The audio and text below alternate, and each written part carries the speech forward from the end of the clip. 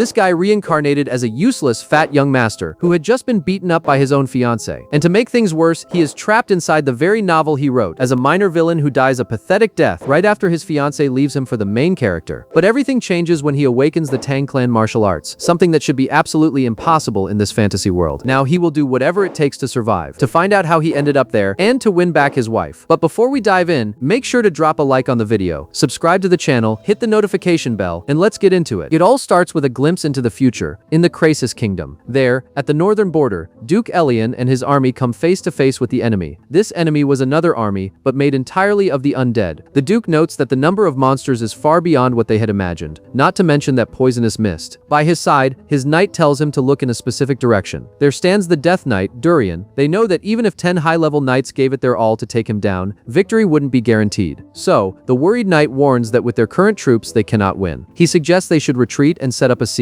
But Duke Elian says the situation is dire, yet they can't do that. The northern wall has already fallen. If the gates fall too, the kingdom is doomed. So, no matter the cost, they must hold them off right there. But just then, someone rushes past them at high speed, completely surprising the Duke. The shocked Duke asks who is charging forward so recklessly. The knight replies that the warrior is the reinforcement from the Rox Marquist in the south. It's Urin Rox, the one who fights using daggers. Just like that, Urin, riding his horse, throws a dagger at the zombies. Meanwhile, the knights in the back comment that the opponent is way too strong and a mere dagger couldn't possibly hurt him. No one could kill Durian, especially not with such a simple attack. But to everyone's surprise, Urin's dagger isn't as harmless as it seems, and it's much stronger than they thought. The Duke and the knight are left speechless, wondering why Durian is melting. How is that even possible? But just like that, Urin charges forward and hits other undead, melting them instantly. The people around start murmuring that the terrifying undead are being destroyed with a single strike. One of them even wonders if he's a saint sent by the heavens. Hearing the word saint, our boy thinks, absolutely not. That would be ridiculous. The reason is actually much simpler than that. Looking straight ahead, he realizes his experience has gone up. Plus, he gained more poison resistance. Soon, Urin looks at the whole scene and knows this is great for his body. He even wonders if he should just absorb it all for himself. But for us to understand what happened, and why Urin can defeat monsters that not even the Duke or his army can handle, the story goes back to 6 months ago. That was when our boy woke up in his room, wondering what the hell was going on and where he was. Right in front of him, a girl asks if he's finally awake. Our surprised boy stares at her and thinks she's really pretty, but her outfit is pretty weird. He notices a sword and wonders if it's some kind of cosplay. The girl walks up to him and asks how he's feeling. But just like that, she turns around and says she's going to call his father. Our protagonist tries to stop her because he wanted to ask a question, but she disappears before he can. Getting out of bed, he wonders again where he is. But as he looks in the mirror, following every fantasy cliche out there, our boy wonders why his body looks completely different and how he ended up so out of shape all of a sudden. He's absolutely baffled, unable to tell if this is a dream or reality. He figures that if he goes back to sleep, maybe he'll wake up in his normal body again. But right at that moment, the doors swing open. An old priest walks toward him, mentioning that he's finally awake. But right behind the priest is his own father, throwing heavy insults at him. He calls the boy a disgrace who stains the family name, and says it's about time he decided to wake up. Our protagonist, staring at this old man, finds the situation terrifying and wonders who the hell he is to talk to him like that. The priest steps in, saying he just woke up and the punishment can wait a while. This leaves the old man seriously pissed off. The priest notes that considering he was beaten unconscious, he's actually not that badly hurt. His mind seems stable too, and most of his wounds have already healed, which is quite a relief. But his furious father asks, "What do you mean, a relief?" He'd rather have the boy dead. Angry, he demands to know why his son attacked his own fiancée. He reminds him that he's turning 19 and it's time to grow up. Even his younger brother has already awakened his aura. Yet he, the eldest son, is just getting fatter and doesn't have a single drop of aura. Hearing the word aura, our boy wonders what on earth is happening. His father turns and orders that, as soon as he recovers, he must apologize to her. Confused, our protagonist asks who she is. The old man snaps back that it's his fiancée, of course, Ilya, and warns him that if she doesn't forgive him, he's completely ruined. Our protagonist recognizes the name Ilya, but wonders how this is even possible. His father looks dead serious and asks if he understands.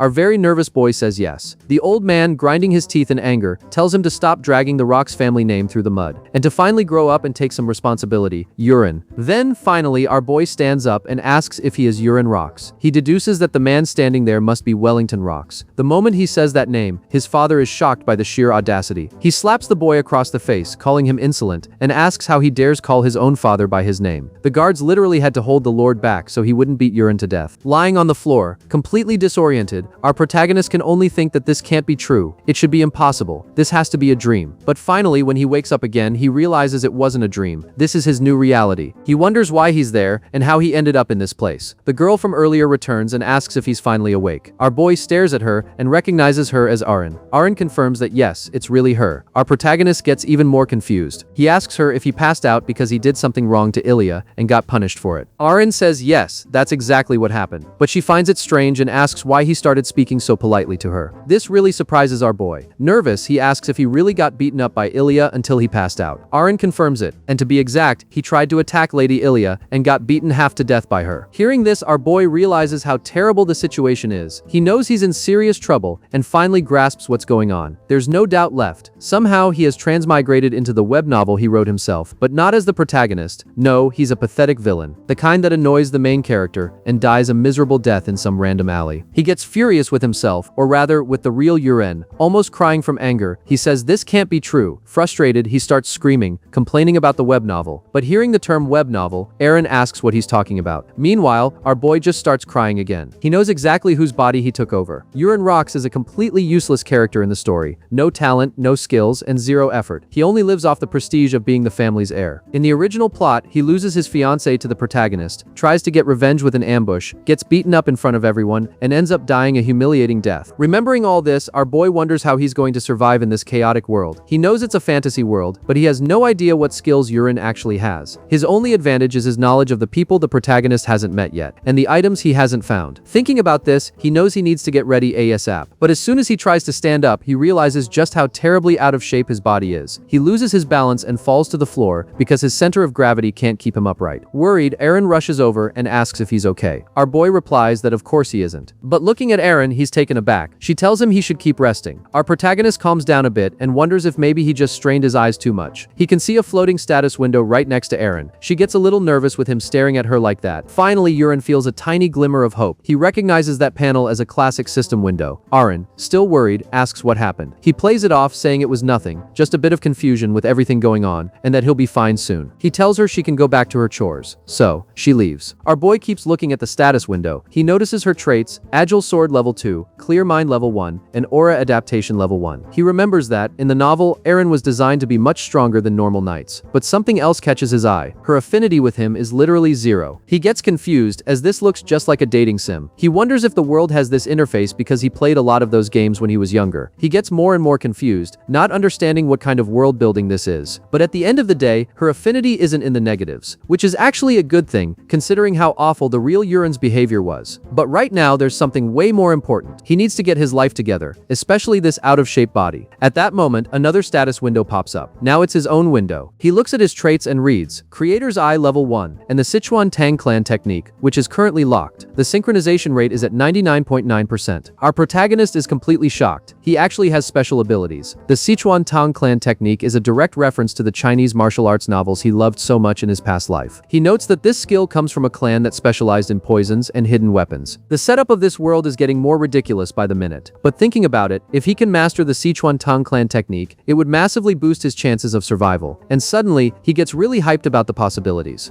Our boy starts to recall the Sichuan Tang Clan, a renowned sect in Chinese novels, known for studying various poisons and specializing in assassinations using poisoned hidden weapons. Yuren Rocks has exactly the Sichuan Tang Clan technique, but it's currently locked. He gets confused, since this was supposed to be a medieval fantasy novel. So, he wonders how he'll manage to unlock a skill like that. Later that same day, Aaron herself goes to the Lord. Yuren's father asks if he has woken up again, and the maid confirms that yes, he woke up a little while ago. Curious, his father asks how he is doing. Aaron replies that he doesn't seem fully well, that he even fell when trying to stand up, and his overall condition looks very weak. The Lord notes that the priest said the wound wasn't that deep, so he should be fine. But he asks if Yuren doesn't seem a bit strange. After all, before, if he was told to apologize to Ilya, he would have thrown a massive tantrum. But this time, he just agreed. The Lord thinks his personality hasn't changed, he must just be very confused, and that by tomorrow he'll be back to his usual self, swearing revenge on Ilya. But to the Lord's surprise, Aaron states that the young master will gradually improve. His father is in disbelief, and says that even he has given up on that boy. He asks how she can still believe in him, and laments, saying he should have just let her walk the path of a true knight. He feels it's his fault she has suffered so much. But in Aaron's mind, she thinks that she hasn't actually suffered. And, in fact, the young master seemed very different today. It's hard to explain, but she can bring herself to believe in him. The next day, back in Yuren's room, she is surprised by a request from him. Our boy announces that he wants to exercise. He asks if there's a training ground around there, some sort of training center, and asks her to show him where it is. Aaron, completely shocked, asks if he's really saying he's going to train. Our boy confirms it and asks if there's there's any problem with that. In Yurin's mind, he knows the creator's eye trait allows him to see the status window. However, he still doesn't know how to unlock the Sichuan Tongclan technique. He figures the lock must be due to his current body's morbid obesity. So, he decides to exercise a bit to see if that fixes it. Walking alongside Aaron, he is amazed by the size of the garden, which seems to have the area of several stadiums combined. He gets tired just walking from his room to get there. He knows that if he tried to train in his own room, he'd be drawn to his bed and go back to procrastinating. He is well aware that he's useless at home workouts. But as he walks with Aaron, he notices the staff's reactions. He is completely lost trying to understand why the servants passing by show so much hostility. There's a maid who dislikes him, the butler who hates him, and several others who despise him. In the end, he remembers that the real Yurin was always a terrible person, so this is normal. There isn't much he can do about it right now. Finally, after walking a lot, our boy, already panting, asks if they've arrived. Aaron answers that they are almost there, and that this is the third training center. Most knights train in the first or the second one. As soon as he enters the place, he notices someone is there. He recognizes the person immediately, noting an favorability of -91, which means pure killing intent. This makes him very worried. He knows exactly who that guy is, Rekka Olian, with the Agile Sword level 1 trait. Rekka walks toward him, mocking him for seeing the young master at the training center. Our boy is surprised and confirms Rekka's identity. Rekka chuckles, comments that it's an honor to be remembered, and continues taunting him. Yurin steps back and quietly asks Aaron if something happened between him and Rekka in the past. Aaron is surprised he doesn't remember. She explains that a few years ago, when the Marquis forced Yurin to train, he got very angry and fought Rekka, who at the time was just an apprentice. During the fight, Yurin laughed while he cut Rekka's face, leaving a massive scar. Since that day, the Marquis gave up on training him. Our boy asks if she's really serious. Observing Rekka's hateful glare, he realizes that the original Yurin was truly unredeemable trash, wanting to get away from that guy no matter what. He shamelessly asks Aaron if there's another training center where he can be alone. Aaron replies that yes, there is the fourth ground, but she warns him it's very far away, the equipment isn't good, and it's practically an abandoned place. Hearing this, Yurin gets excited and says that place is perfect. After walking for another good while, they arrive at the fourth training center. Our boy thinks the place is great. Looking around, he notices some loose weapons and daggers. He remembers that the Sichuan Tang clan technique always uses hidden weapons or daggers. Maybe he can activate this skill by using one of them. Just like that, he picks up a dagger and goes to the targets. Staring intently, he tries to throw it to activate the hidden technique, but unfortunately, the weapon lands far away from the mark. He realizes the skill hasn't unlocked. He looks at Aaron, who is very surprised by that pathetic throw. Full of embarrassment, he plays it off, saying he just threw it to test it out. He concludes that first, he will have to improve his physical body. He wonders if it would be a good idea to start with a few laps around the field. So, he tells Aaron he can manage on his own, and tells her to go do her own training. While our out-of-shape protagonist runs laps around the field, in the main office, the Lord asks, surprised, if Yurin is actually training for real. He finds it all very strange and wonders how long it will take for the boy to give up. But, to everyone's surprise, 3 weeks pass. Yurin trained without resting, without skipping a single day, for 3 solid weeks. Thanks to this, he lost a lot of weight, and his appearance improved drastically. The Lord even questions if that is really his son, noting that losing weight made him look much more presentable. He starts to think that maybe, just maybe, the boy has finally matured. Back in Yurin's room, he looks in the mirror and realizes how much weight he's lost. But there are still no signs that the Sichuan Tang clan technique is going to unlock. He thinks he'll need at least another month of training. If it doesn't work, he'll have to steal some item from the original protagonist. While our boy gets dressed, Aaron shows up bringing his dinner. Our protagonist immediately recognizes the dish, the damn Chilean soup. Even though it has a ridiculous name, the soup is packed with nutrients, highly effective for fat burning and muscle building. In the Rock's family, it's a tradition to always drink this soup after training. Our boy gets really sad seeing the Chilean soup again. Aaron notices and asks if he's already sick of it. Yurin replies that of course he is. After all, that's the only thing he's eaten for the last 3 weeks. Aaron then asks seriously what he truly wants. Whether he just wants to lose weight or if he wants to become a real knight. Our protagonist immediately answers that he wants to become a knight. Aaron explains that there in the marquisate, even the strongest warrior, the Marquis himself, drinks the Chilean soup after training. She tells him to stop complaining and eat the soup already. Feeling the intensity of her glare, he quickly agrees. He finds her sudden seriousness strange, but acknowledges that the soup really has helped him a lot. For that reason, he decides to keep eating it. But as soon as he takes the first spoonful, he notices something is wrong. The taste is different from the day before. At that moment, to his complete surprise, the status window pops up with an alert, warning him that he has ingested poison. This leaves our boy entirely shocked, but the biggest surprise comes right after. He realizes he has finally met the necessary conditions. The skill has been unlocked. This leaves Yurin in a mix of despair from having been poisoned and extreme happiness for finally having access to his technique.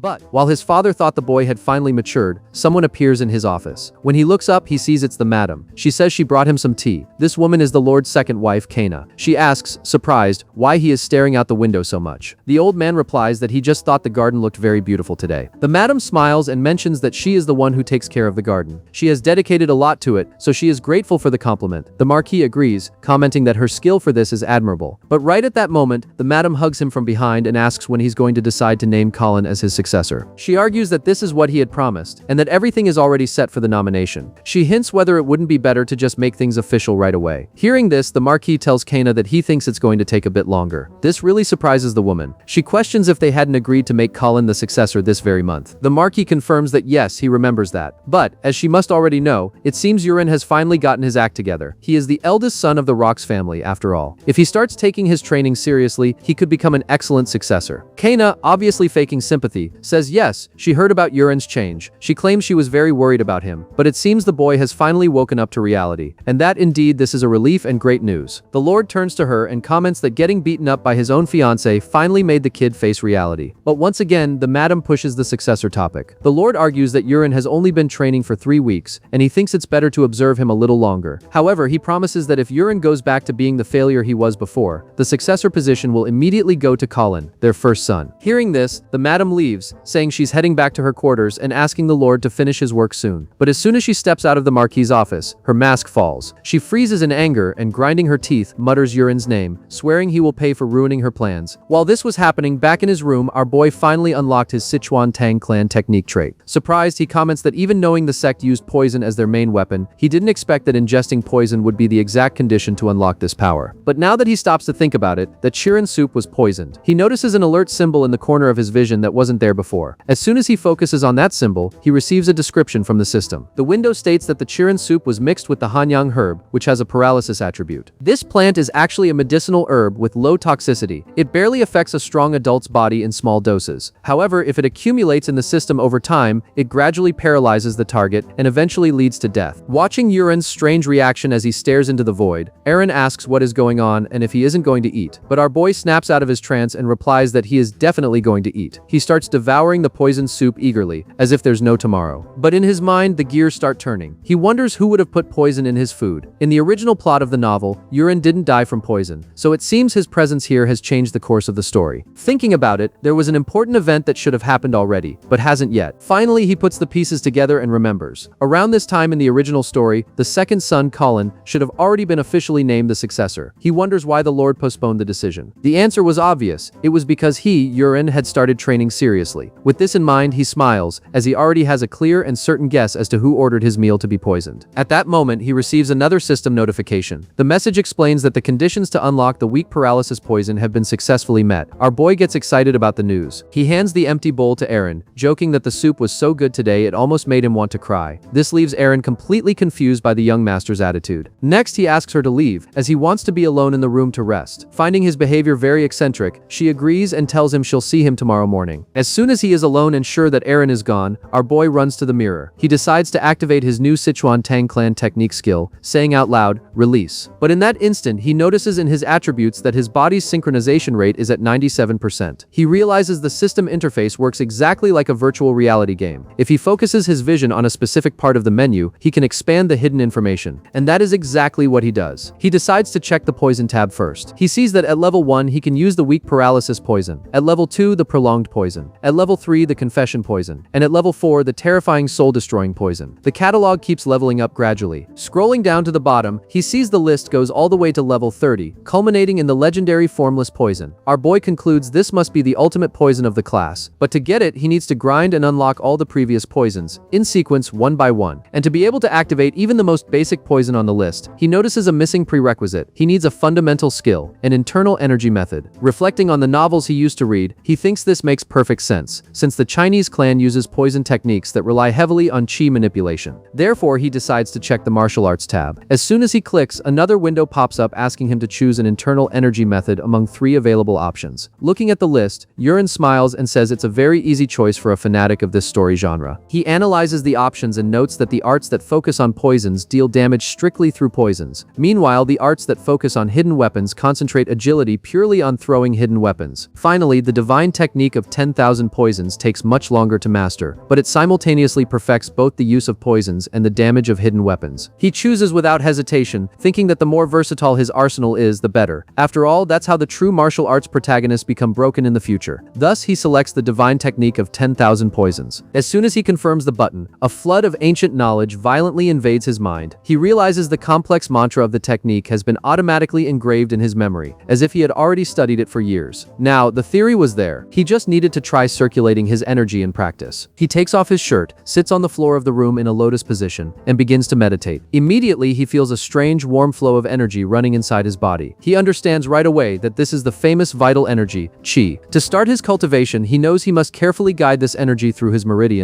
and then accumulate it in his dantian to increase his internal strength. After an entire night of continuous meditation and training, our boy opens his eyes in the room and realizes the result is unbelievable. He has lost even more weight, and his muscular structure has become visibly stronger, literally overnight. He remembers that in the stories, they always said circulating internal energy easily replaces a full night's sleep. Apparently, it wasn't fiction. It was the absolute truth. He notices his body is overflowing with vitality, and his spiritual perception has drastically increased. He can feel the flow of qi from nature itself all around him. His senses are so sharp that he can count how many birds are singing outside, without even needing to look out the window. His dantian now feels expanded, solid, and warm. With this new connection, he realizes he can summon the status window mentally, without needing the reflection of a mirror. As soon as the interface appears in his mind, he celebrates seeing that his divine technique has already reached 10% mastery, at the first star phase. At that moment, his perception alerts him to a presence. He feels a familiar energy approaching from the hallway. Seconds later, there is a knock on the door. It's Erin, letting him know she came to wake him up for breakfast. Entering the room and seeing the bedsheets untouched, she quickly deduces that he stayed up all night. Our boy feels a little awkward, not knowing how to explain the situation normally. Worried, Erin advises him to stop pushing his limits and suggests he rest and take a day off from training today. But he refuses the offer right away. He says he is definitely going to the training ground because he feels great, full of energy, and his physical condition is at 100%. He doesn't want to lose focus under any circumstances. Observing his new posture and seeing the muscles showing under his clothes with such vigor, Erin is extremely surprised. As soon as she leaves the room, she wonders since when the young master had gained that impressive physique. Later, at the isolated training center, our boy faces the bench of loose weapons again and picks up a metal dagger. He weighs it in his hand and comments to himself that its balance feels pretty decent. With that, he positions himself firmly on the throwing mark. When he turns and focuses his vision on the wooden targets, he notices something incredible. A luminous overlay appears in his eyes, basically creating an aim assist just like in a first-person shooter game. It's a perfect passive skill and very easy to use. He takes a deep breath. Then, after the virtual crosshair locks perfectly onto the center point, he twists his body and throws the dagger with monstrous speed. The sound of the wind cuts the air, and the blade strikes with a heavy impact, piercing exactly in the middle of the red target. He cheers, highly excited, as he finally managed to execute a lethal and perfect throw for the first time. Watching that absurd impact from afar, Arin's eyes widen, completely shocked by what she just saw. Meanwhile, a smile forms on Yurin's face, as the system has just sent a new notification. He has unlocked the mastery skill called Hidden Weapons.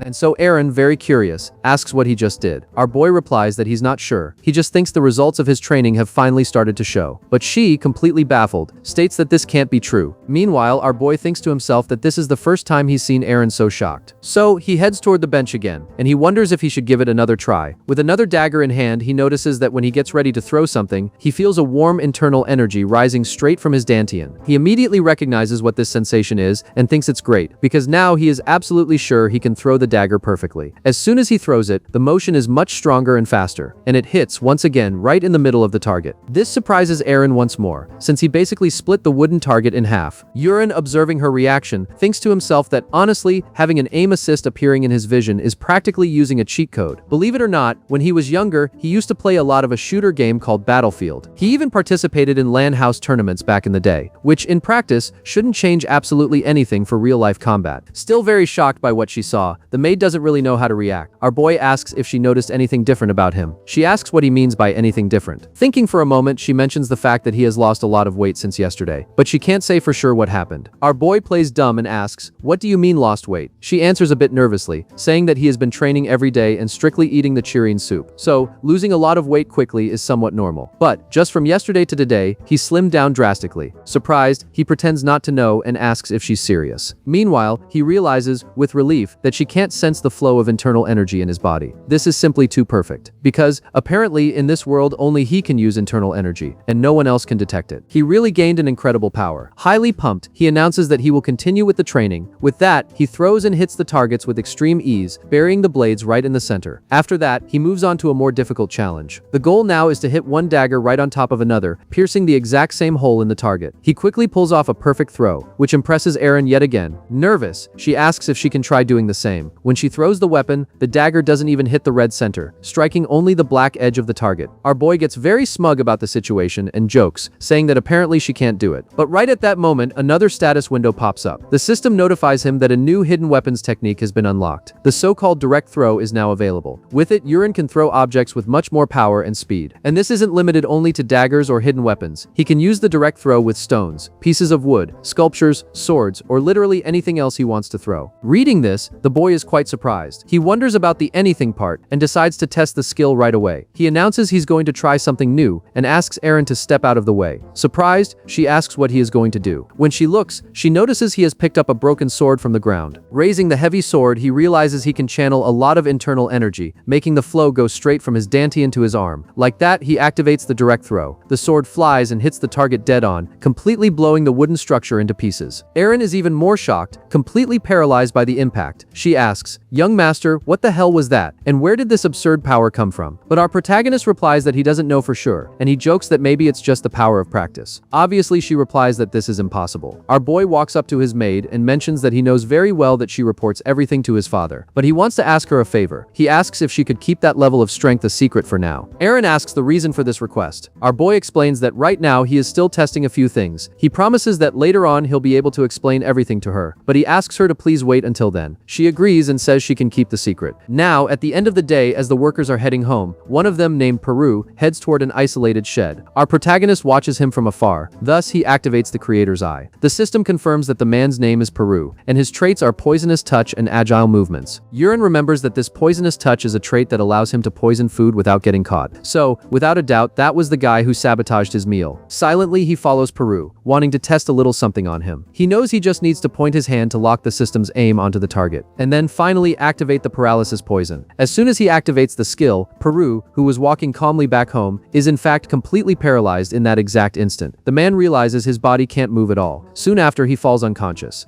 Our boy checks the system and notices that the paralysis poison lasts for exactly 59 minutes. So, he grabs Peru and starts dragging him to where he wants him. Later, inside an abandoned shed, when Peru finally wakes up, our boy orders him to get up immediately. Staring at the servant, Yuren asks if he knows who he is, which leaves Peru visibly terrified. Our protagonist warns him that if he doesn't want to die right there, he better answer all his questions with absolute honesty. Then, he directly asks Peru if he was the one who put poison in his food.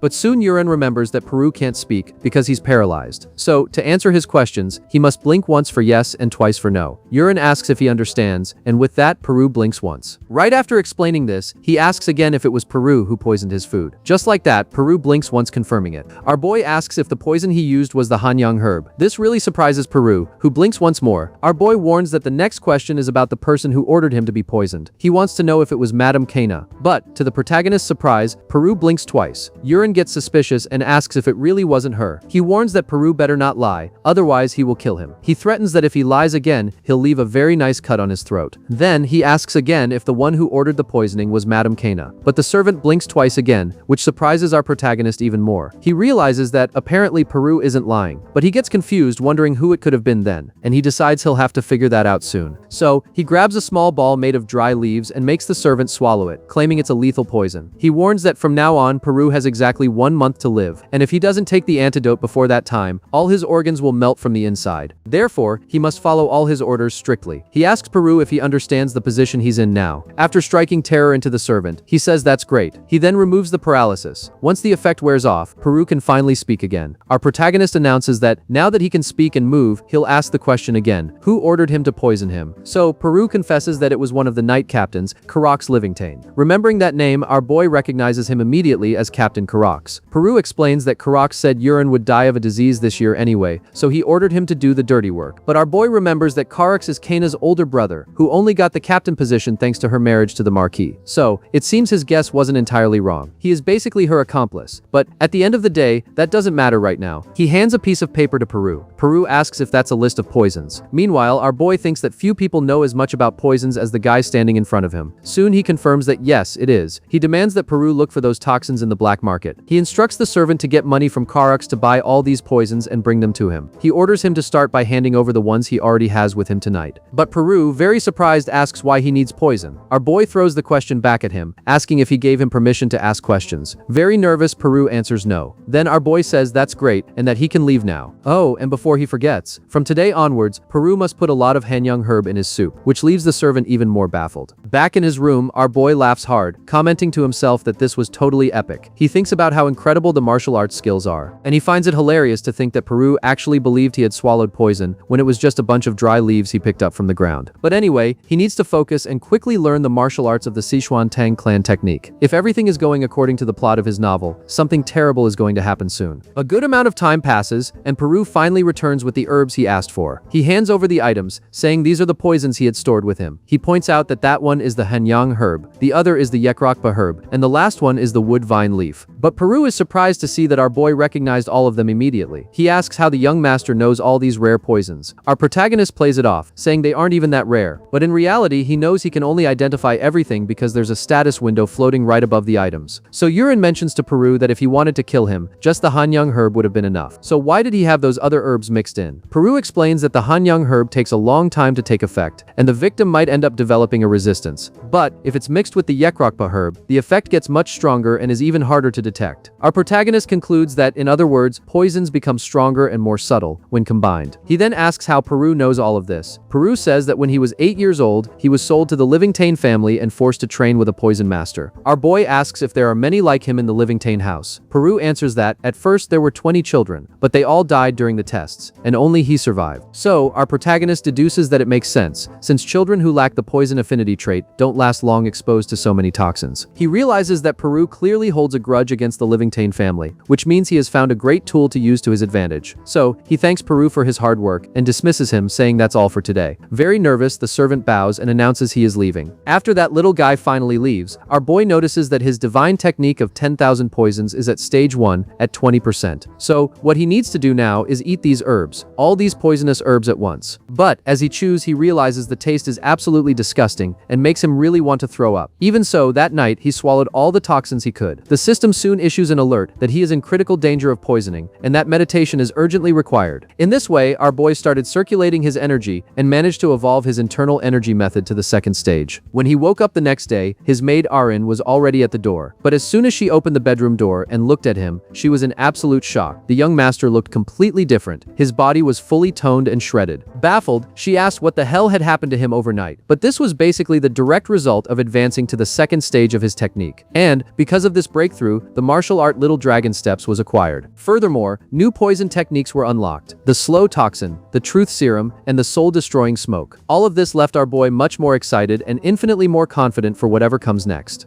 Still very confused, Arin asks what happened, but right at that moment she catches a very strange smell, and she asks what that rotten stench is. Meanwhile, our protagonist thinks to himself, strangely happy. He remembers that, in fact, when you cultivate internal energy and your martial arts evolve, the body expels a ton of impurities. He asks her if he really stinks that much, and if she wants him to open the window, but she begs him not to, asking for the love of God that he just goes and takes a bath right now. And so, our boy goes back to his normal day, walking alongside Arin. As they walk, he begins to absorb the knowledge of the Little Dragon Steps technique at level 1. He knows this is a movement technique from the Sichuan Tang clan, and it's perfect for moving fast, focusing on assassinations, and dodging attacks. He can't even believe he can learn a skill like this, something that only appears in web novels. But, at the end of the day, he is also living inside a novel right now. However, to actually do this training, he has to walk in a really weird way, looking like a total fool. Soon, Arin stops him. She asks the young master why he started stumbling around like a drunkard. That made absolutely no sense to her, but our boy tells her to relax a bit and asks her not to worry. Meanwhile, he keeps walking all crooked, training his new skill. But, very confused about this, Arin asks if he is really okay, and if he actually wants to go to the first training center today. After all, there are a lot of knights over there. Our boy repeats that he is perfectly fine, and that yes, he wants to go. What he really wants is to observe how the other knights train, so he asks her not to worry so much. Like that, they finally arrive at the place, and our boy starts observing everyone's training. But at that exact moment, some knights nearby notice his presence. They wonder who those people are, who just showed up there today. They comment that the woman looks a lot like the young master's maid. So, the imposing guy behind her can only be young master Yurin. This leaves everyone quite surprised, because they had heard rumors that the young master lost a lot of weight after he started training, and they wonder if it's really him. They start whispering among themselves, doubting that this fit guy is the infamous young master. They think it's impossible. possible. After all, a month ago he was still extremely fat, and they wonder what kind of divine magic he could have used to slim down so much and so fast. But obviously our boy hears everyone's murmurs, and he can hear every single word clearly, thanks to his senses heightened by his internal energy. But right then, Aaron catches his attention. She points out that the guy over there, training with such conviction, seems to be just an apprentice knight. But his form is actually pretty good, and that he should soon be promoted to a lower rank knight, and those are the basic stances of the Rox family's swordsmanship. But Euron takes a good look at this guy, and he recognizes him right away as Kraid, one of the standout characters who, later in the novel, will become a great ally to the original protagonist. But now that he stops to think about it, he realizes that the original Euron didn't do anything bad to this guy, at least not before he met the story's protagonist. And to think he'd be training right there, right in front of him, is truly impressive. Actually, maybe this is a really good opportunity for him. But anyway, he goes back to observing the other knights, and he notices through the status windows that they all hold a massive hostility towards him, or even pure killing intent. Except, for our boy, they are the perfect guinea pigs. And to start his tests, he selects the slow toxin. He decides to test it on that unpleasant-looking guy over in the corner. With that, he silently activates the skill. Then, right at the moment the knight was deeply focused on his training, he feels a sudden agony in his body, and he drops to his knees immediately, in a lot of pain. His friend runs up to him, confused, asking if he needs to go to the bathroom or something. But the guy can barely speak, just shaking his head and saying that's not it, and that he really has no idea what is happening to his own body. But, while everyone was getting worried about him, wanting to call a healing priest or something of the sort, the pain simply vanishes a second later. His friend, still worried, asks what came over him, but the confused knight just replies that the pain disappeared out of nowhere, and his friends get really annoyed by the false alarm, asking if he was playing some sick joke to mess with them. But, while they argue, our boy on the other side of the field is highly amused. He thinks the first test was a complete success, and now he wants to move on to phase 2. He decides to activate the soul-destroying smoke. As soon as he activates it, an invisible mist surrounds those three knights, and the knights suddenly start screaming, wondering what that monster is in front of them. Obviously, they are overcome by absolute panic. They become completely terrified, backing away in desperation. Aaron watches the scene completely in disbelief, not understanding why those men went crazy like that out of nowhere. Meanwhile, our protagonist is holding back his laughter in the background, because he knows very well that, in the hallucinating vision of those guys, their worst nightmares have materialized right in front of them. Except, from one second to the next, he cancels the skill, and everything goes back to normal, and the knights fall to the ground panting, wondering what the hell just happened to them. Our protagonist knows he can't let them die of shock right there, because drawing attention right now isn't worth it. He only came here today to test his newly acquired skills in practice, and, apparently the results are quite impressive. With that, he lets Aaron know that they can head back now. Aaron gets confused and asks what he means, and if he really wants to leave so soon. Our boy replies that the place is too noisy, and that he'd rather go back to the peace of the 4th training center. As he was walking back with Aaron, still practicing that weird drunkard movement, a maid from the mansion stops them halfway, and lets him know that an important guest is there. Our boy asks which guest. The girl replies that Lady Ilia Marcos is there at the mansion to see him. Meanwhile, in the drawing room, Lady Ilia, our protagonist's official fiancé, is sitting there waiting impatiently for him, while telling herself that, this time, she is going to put a definitive end to this engagement, no matter the cost. However, to Ilia's complete surprise, as soon as our boy enters the room imposingly and calls her name, she turns around, looks him up and down, and is completely shocked by his absurd physical transformation, while our new heartthrob calmly asks what she is doing there. And, deeply surprised, she blurts out the question, "Who are you?"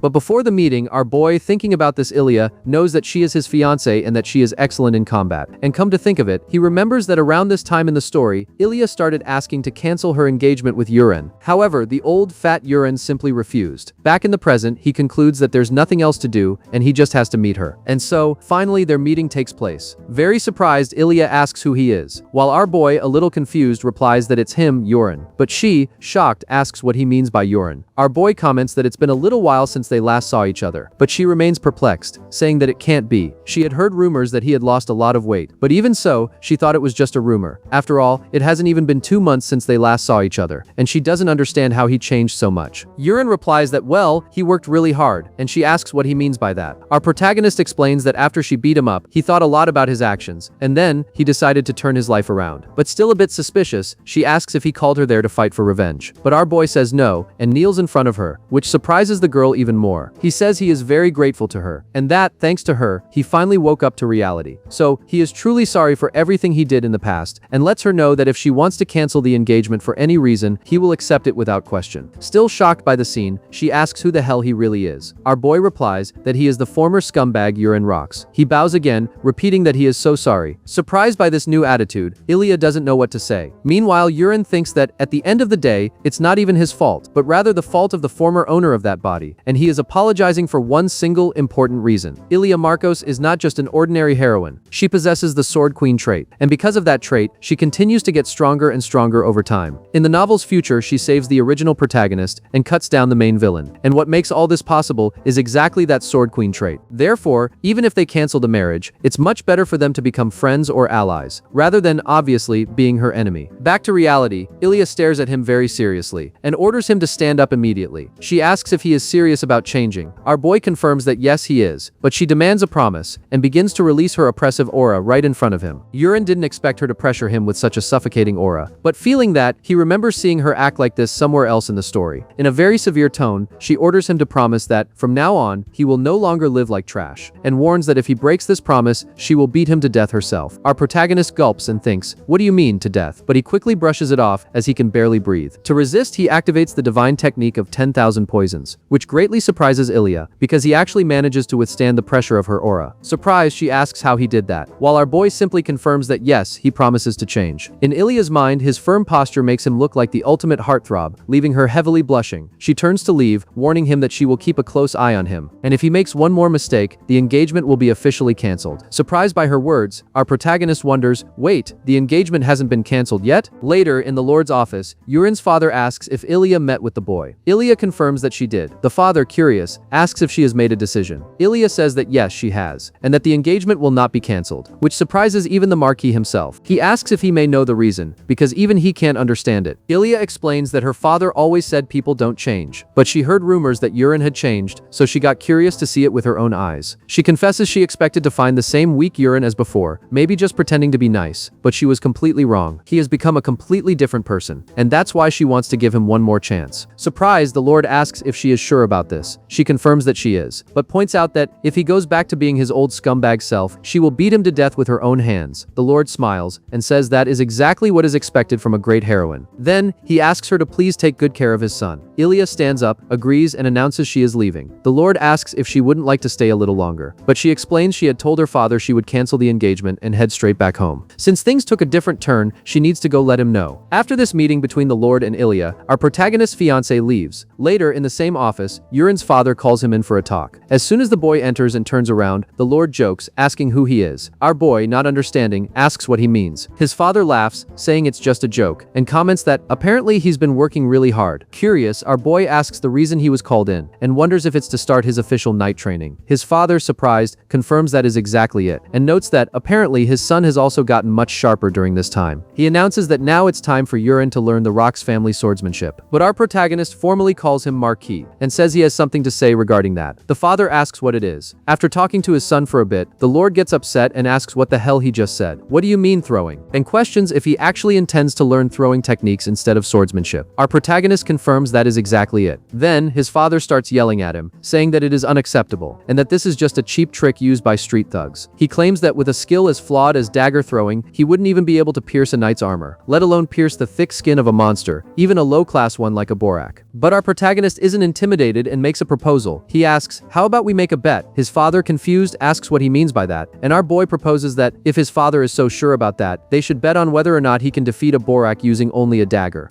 Hearing this, the Lord says his stubbornness is useless. He explains that, in order to pierce a Borak's skin, you need to use aura. Because of that, even if he practices throwing techniques for 100 years, he'll never be able to pierce the monster's skin. But our boy fires back, saying that in that case, the Marquis will win the bet no matter what happens. So, he should just accept the challenge once and for all. Irritated, his father calls his son a complete idiot. But he agrees, saying he will use this chance to crush his stubbornness for good. He then asks what the boy wants to bet. Our protagonist replies that, if he defeats a Borak using only a dagger, he will take charge of his own training. But, if he fails, he will accept learning the Marquis's swordsmanship. After sealing the bet, our boy walks away thinking this is great. Fortunately, Eren doesn't report any details of his training to the Lord. This way, the only thing left to do is prepare for tomorrow's test. But he wonders how many times he'll need to throw the dagger to manage to pierce a Borak's skin. He admits to himself that he doesn't know for sure. So, just to be safe, he decides to eat all the poisonous herbs he has stored today, to evolve his divine technique to the third stage. But right at that moment, someone knocks on the door. It's Eren herself, letting him know she came to deliver a message from the Marquis. She informs him that the test location will be the first training center, at noon. Our boy asks if by any chance she knows about the bet. Eren replies that it's not just her, but the entire Marquisate already knows about it. And thanks to that, the people in the territory can't stop laughing at him. Confused, our boy asks what's so funny. Eren explains that everyone is betting the young master will crap his pants in fear as soon as he comes face to face with a Borak for the first time. And everyone is having a great time talking about it, since the young master is still considered public enemy #1 around there. This makes our boy even more tense. He asks if there will really be an audience watching the test tomorrow. Eren confirms there will, because the Marquis didn't forbid anyone from attending, and the training center will definitely be packed. Our boy sighs tiredly, complaining that now the whole situation has turned into a spectacle. But in the end, he asks what she thinks is going to happen. Eren confidently replies that tomorrow the young master will probably win. With that, after an entire night of training, our boy finally advances to the third star of his divine technique. When the time for the test arrives, a good portion of the Marquisate's people is present to watch the boy.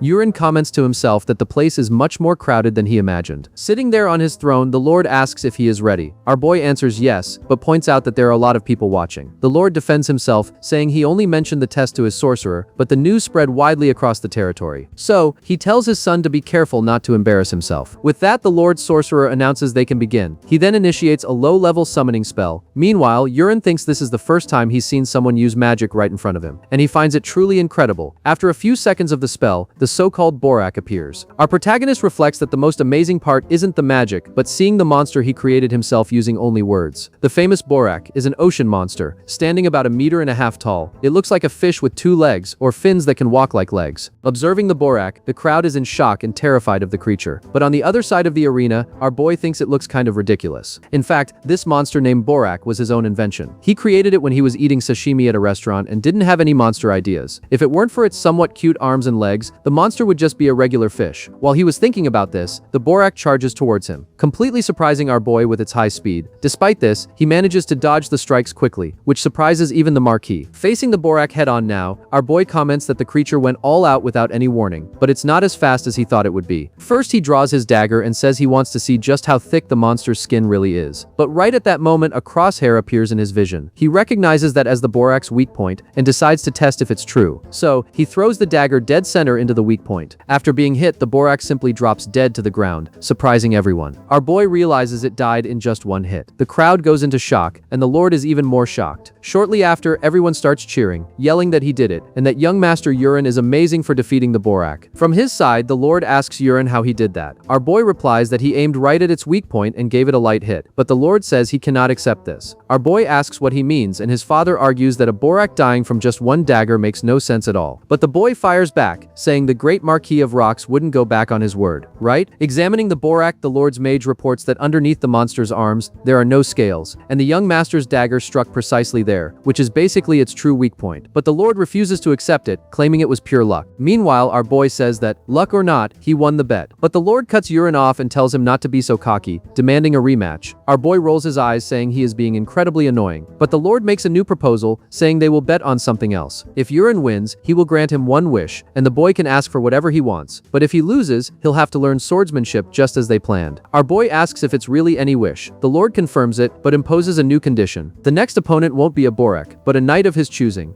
And with that, the Lord asks if he is going to accept the challenge or not. Our boy replies that, to him it doesn't matter. But, in reality, he knows this could be his big chance, especially with that knight captain, Karox, watching. This would be the perfect opportunity to crush that guy's arrogance. Besides, if he wants them to keep sending him poison supplies, maybe it's best not to bring about that guy's end just yet. But the Lord steps in and states that, obviously an official knight would be too strong of an opponent for him, so he will have to fight against an apprentice knight. The Marquis asks if he thinks that's fair. Our boy starts thinking about which which apprentice knight would be ideal. Then, he asks if he can choose his own opponent. The Lord agrees and asks who he wants to face. Yurin answers without hesitation that he chooses Kraid. At that moment, we see Kraid walking towards them, visibly tense and irritated. He kneels respectfully, right in front of the Marquis. The Marquis asks if he was training, noting that the young man is really very helpful. The Lord then tells Kraid that he has an official mission for him. Kraid immediately replies that he is at his command. The Marquis points to Yurin right there, and says that Kraid must deal with him in the arena. Meanwhile, our boy gives an ironic wave to Kraid. Surprised, Kraid asks what the Lord means by that. The Lord challenges him, asking if he can't handle the job, but Kraid guarantees that yes he can, and that he will follow the Marquis's orders. From his side, our protagonist tells him not to be so tense, because he is only going to throw 3 daggers, only 3, and if Kraid manages to block all 3, Yurin will grant him the victory without fighting anymore. Obviously, the Marquis gets furious hearing this. He clearly realizes how arrogant his son is being, and decides he needs to teach him a good lesson, so he learns the truth the hard way. Because of this, the knights around them get very excited, eager to see Kraid defeat Yurin in front of everyone. But, incredibly enough, there are some women in the audience cheering wildly for the young master, which makes our protagonist quite happy with the situation. He really doesn't know who they are, but just hearing those voices cheering, he breaks into a big smile. But, while our boy was distracted thinking about this, Kraid announces he is ready for the fight. Our boy replies that's great. He grabs a dagger and warns that he's going to start slow. But, observing the opponent's stance, our protagonist notices that Kraid has many weak points in his guard, openings that could be exploited to kill him easily. He realizes that, compared to the Borak monster from before, killing Kraid would be much easier. But, obviously he doesn't want to do that. So, he decides to make just a simple, direct throw. The moment the dagger cuts through the air and approaches, Kraid himself is highly surprised by the colossal force of the throw. He clenches his teeth and thinks that, if it's just this, he can block the attack with his sword. And, indeed, he manages to block the impact. But the people around are startled and ask what that loud bang was. The impact of the metal sounded exactly like a cannon shot. Watching that closely, the Marquis himself is in shock. He analyzes the weight of the attack and questions how this is possible. How an ordinary dagger, thrown by hand, could have so much destructive power. Kraid, in the middle of the arena, is also paralyzed and panting, because he knows he almost died just now, and that would have happened if he hadn't managed to block in time. Our boy smiles and asks if he's done warming up. He asks if Kraid saw what happens when he lowers his guard, and warns him that he needs to prepare for real now, because this time he is going to throw the dagger with all his might, which leaves Kraid terrified. Meanwhile, our boy knows perfectly well that Kraid is one of the standout characters in this fantasy world, so he is absolutely certain that the guy won't die from just an impact like that. With that, he twists his body and throws the second dagger, this time with all his vital force. Kraid, trying to maintain his confidence, raises his giant sword to block the attack once again. But, as soon as the dagger collides with the blade, that deafening cannon-like sound echoes even louder, surprising everyone in the audience once more. Kraid's sword is completely shattered and destroyed by the impact, and he falls to his knees on the ground, completely exhausted and defeated. Seeing this, the Lord runs towards the arena and asks Yurin to speak with him alone. But our boy coldly refuses, saying the match isn't over yet, and that he still has to throw the third dagger of the bet. The Lord despairs and asks what he means. He says that is enough, because one more hit with that kind of force could kill him. But Yurin suggests that his father asks the opponent himself. He walks slowly over to Kraid, who is on the ground, tells him to lift his head, and asks, looking into his eyes, if he is really going to let everything end like this, and questions if someone who dreams of becoming a great knight would accept a cowardly and incomplete result like that. Very nervous and still panting, Kraid doesn't know what to answer immediately, but our boy states loud and clear that, whether it's victory or defeat, he must fight for a clear result, because that is the true motto of the knights he admires so much. And he repeats the question to Kraid, is he going to give up now? Kraid, with a fiery and determined look in his eyes, firmly answers no. He demands that they bring him another sword immediately, because he will not be defeated in such a pathetic way. With that, the knights around widen their eyes and realize something incredible. That simple apprentice knight is awakening his own battle aura right there, in the middle of the arena. But, inside Yurin's head, he smiles and thinks that it went exactly as he had planned. When Kraid reaches his absolute limit and is on the verge of defeat, his hidden berserker trait finally manifests. And now, our boy will finally be able to use his advanced techniques to fight him seriously. Because now, with his aura awakened, Kraid is much stronger.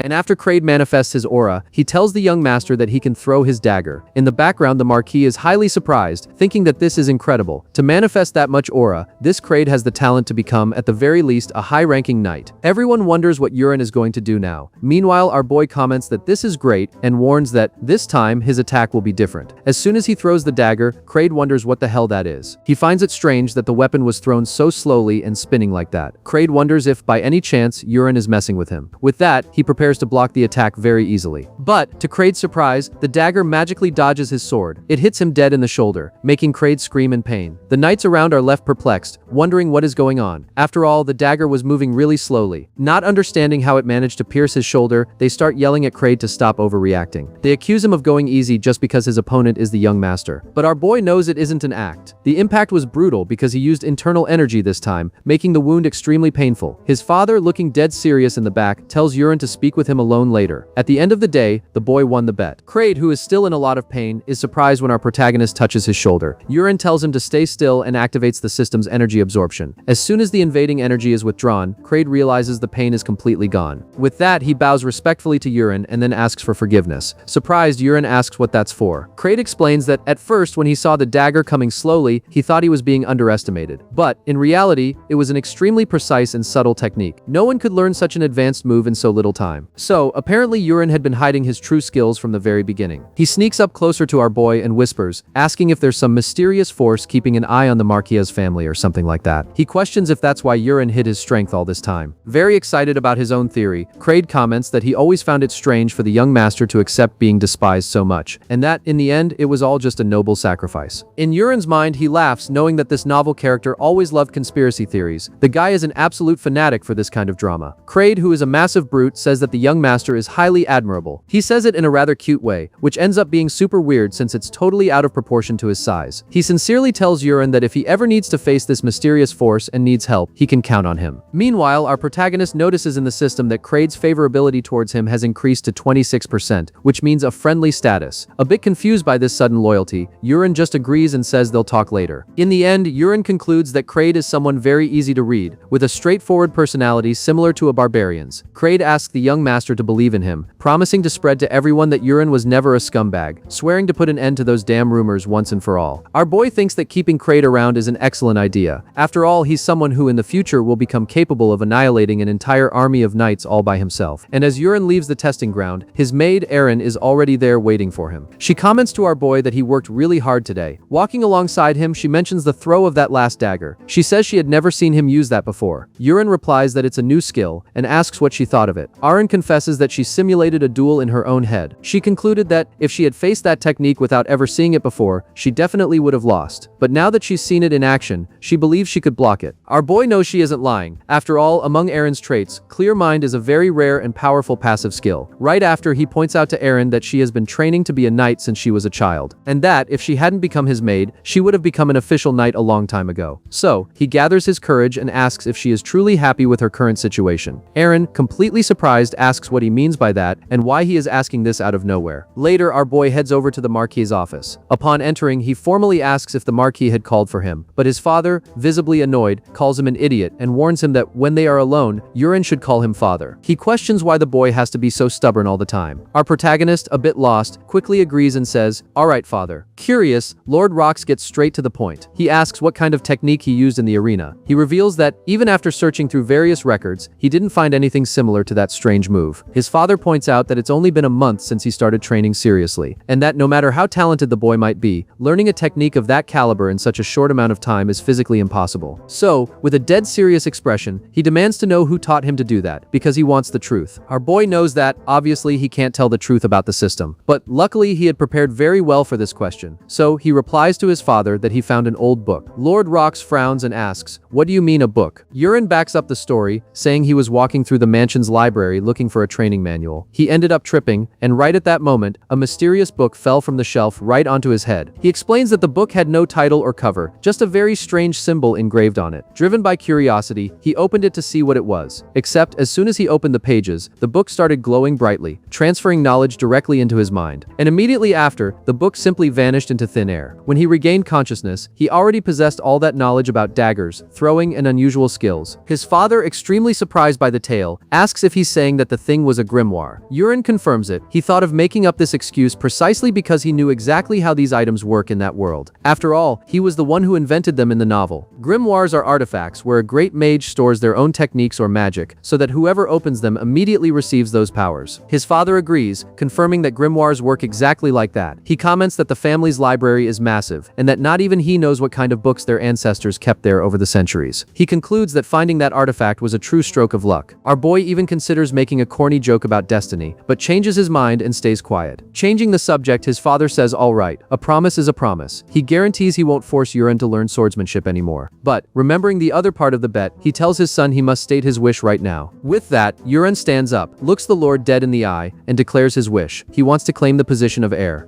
But, obviously, he tells his father that if he asked for that, he wouldn't give it to him, right? His father replies that, well, since that is within his authority, he could grant the request. But Yuren asks if he really liked that idea. He argues that if he takes over as the successor now, it might cause problems for the Lord. There would certainly be many opponents within the Marquisate, especially the Madam, who would definitely cause a massive uproar. And Lord Rox had thought exactly the same thing. Therefore, our boy says that just this once, he won't ask for it. His father is surprised by his maturity and thanks him. Meanwhile, our protagonist thinks that in reality, he has zero interest in the heir position. If he became the heir, he would be stuck to the Marquis 24 hours a day, receiving strict education to manage the Marquisate, living the famous life without freedom. He concludes that it is much better to use that time to improve his Sichuan Tang clan technique, and be able to travel the world freely in search of opportunities. With that, his father tells him to pick another reward. Our boy replies that he already knows exactly what he wants. His request is permission to form his own night squad. This greatly surprises Lord Rox. Our boy explains that he wants Aaron, his maid, and also Kraid, who he dueled yesterday, to be his first 2 knights. The Marquis smiles and says that this is much easier than granting the heir position. He acknowledges that Aaron also has great talent, and that keeping her merely as a maid would be a waste. So, alright, his request is granted. Our boy thanks him, but Lord Rox brings up an issue regarding his personal servant. He warns that Yuren still needs a servant, and there is no one currently available among the house butlers. But our boy replies that there is someone named Pero, who works in the kitchen. He wants this guy to be his new servant, but he asks the Marquis to make the appointment officially, as if the idea hadn't come from him. Confused, the Lord asks if something happened for him to ask like that. Our boy just says he'll explain the details later. The Lord agrees and says he understands. With that, our protagonist realizes that the Marquis truly trusts him now, since he didn't ask any more questions. Pausing to check the system, he notices that the Lord's favorability has increased to 74%, which symbolizes pure trust. He figures this is because he is his own son, after all. A few days pass. In the morning, our boy is at the 4th training center. He informs his new duo that from now on, they will officially be his knights. They must work hard in their training. And he takes the chance to ask them to welcome his new servant, Pero. Pero bows respectfully to the two of them. Watching that from a distance, Aaron remembers a question she asked Yuren the day before. She had asked why he specifically nominated someone named Pero to replace her in the household chores. And our boy answered bluntly, it's because he is a spy. This surprised Aaron deeply. Yuren told her the guy is a spy sent by the captain of the Silver Falcons and Madame Kana, with the goal of killing him. This left her even more shocked. Very nervous, she asked why, if that was true, he would make the assassin his own personal servant. But our boy just told her to relax, guaranteeing that now, Pero only follows his orders. Back in the present, Kraid raises his hand and says he has a question. Our boy agrees and tells him to ask. Kraid argues that even though it's made up of only 2 people, they are still a squad, so there should be a hierarchy with a commander. And normally the commander is the one with the best combat skills. He looks at Aaron and comments that the girl is delicate and small, and doesn't look very strong. Therefore, he deduces that he should be the commander. Our boy laughs and says that makes sense. The strongest knight should lead. So, he suggests the two resolve this in a duel. This greatly surprises Kraid, as he truly believed Aaron was a very weak woman, but, unfortunately for him, he ended up being defeated by her with extreme ease. With her sword pointed at him, Aaron explains that his attack pattern is very simple and predictable. She warns that he needs to improve a lot to stop telegraphing his moves before attacking. Kraid, still nervous and on the ground, agrees and says he'll keep that in mind. Watching all this, our boy claps and says it was great. With that duel, the position of squad commander has been decided. He congratulates Aaron on the victory, and the others do the same. While the duo continued their training, Pero excuses himself, saying he's going to the kitchen to prepare dinner. Our protagonist, watching him walk away, notices that the guy is physically weak, but possesses some sensitivity to feel energy. So, he decides to test his new technique. Instead of using his own voice, he manipulates his internal energy to create sound waves directed straight into the target's mind. An extremely useful and classic martial art in cultivation novels, the famous Chi voice transmission. Thus, he activates the skill and calls Pero mentally. This severely startles his servant. Pero turns around frightened, asking the young master what he desires, but soon realizes there is absolutely no one behind him. He keeps hearing Yuren's voice echoing in his head, calling his name again. Desperate, he asks where the young master is hiding. Our boy, using telepathy, teasingly asks why he's so scared. Pero, sweating cold, asks if he can really do something that absurd. He questions, trembling, if that is some kind of forbidden black magic. Laughing at the black magic theory, Yuren replies that it's nothing like that. He tells the servant to consider it just a high-level communication spell. Pero mutters that it makes perfect sense. He remembers that the young master is unaffected by poisons, and that he has heard of black mages who deal with toxins using dark magic. In the spy's head, Yuren could only be one of those terrifying mages. Our boy doesn't care, and tells him to think whatever he wants, but warns that what he really wants to know right now is about the poison put in his food last time. Pero confesses that he used the serpent mind, a highly lethal poison extracted from hundreds of venomous snakes and serpents. He mentions that he barely managed to get his hands on that substance, distance. But, realizing he still had access to the poison, our boy practically drools, focused on strengthening his technique. He orders Pero to put a generous dose of that poison in his food today, to celebrate the occasion. Pero gets extremely nervous and terrified by this suicidal request, but stammers out that alright, he understands the order. And so, time passed. When our boy woke up again in his room after cultivating, he noticed the percentage of the third stage had stagnated at 18%. His internal energy isn't increasing as fast as before. He knows the clock is ticking and he doesn't know exactly how much time is left before the start of the great global crisis from the original story. So, he concludes he has no other choice. He needs to leave the marquisate.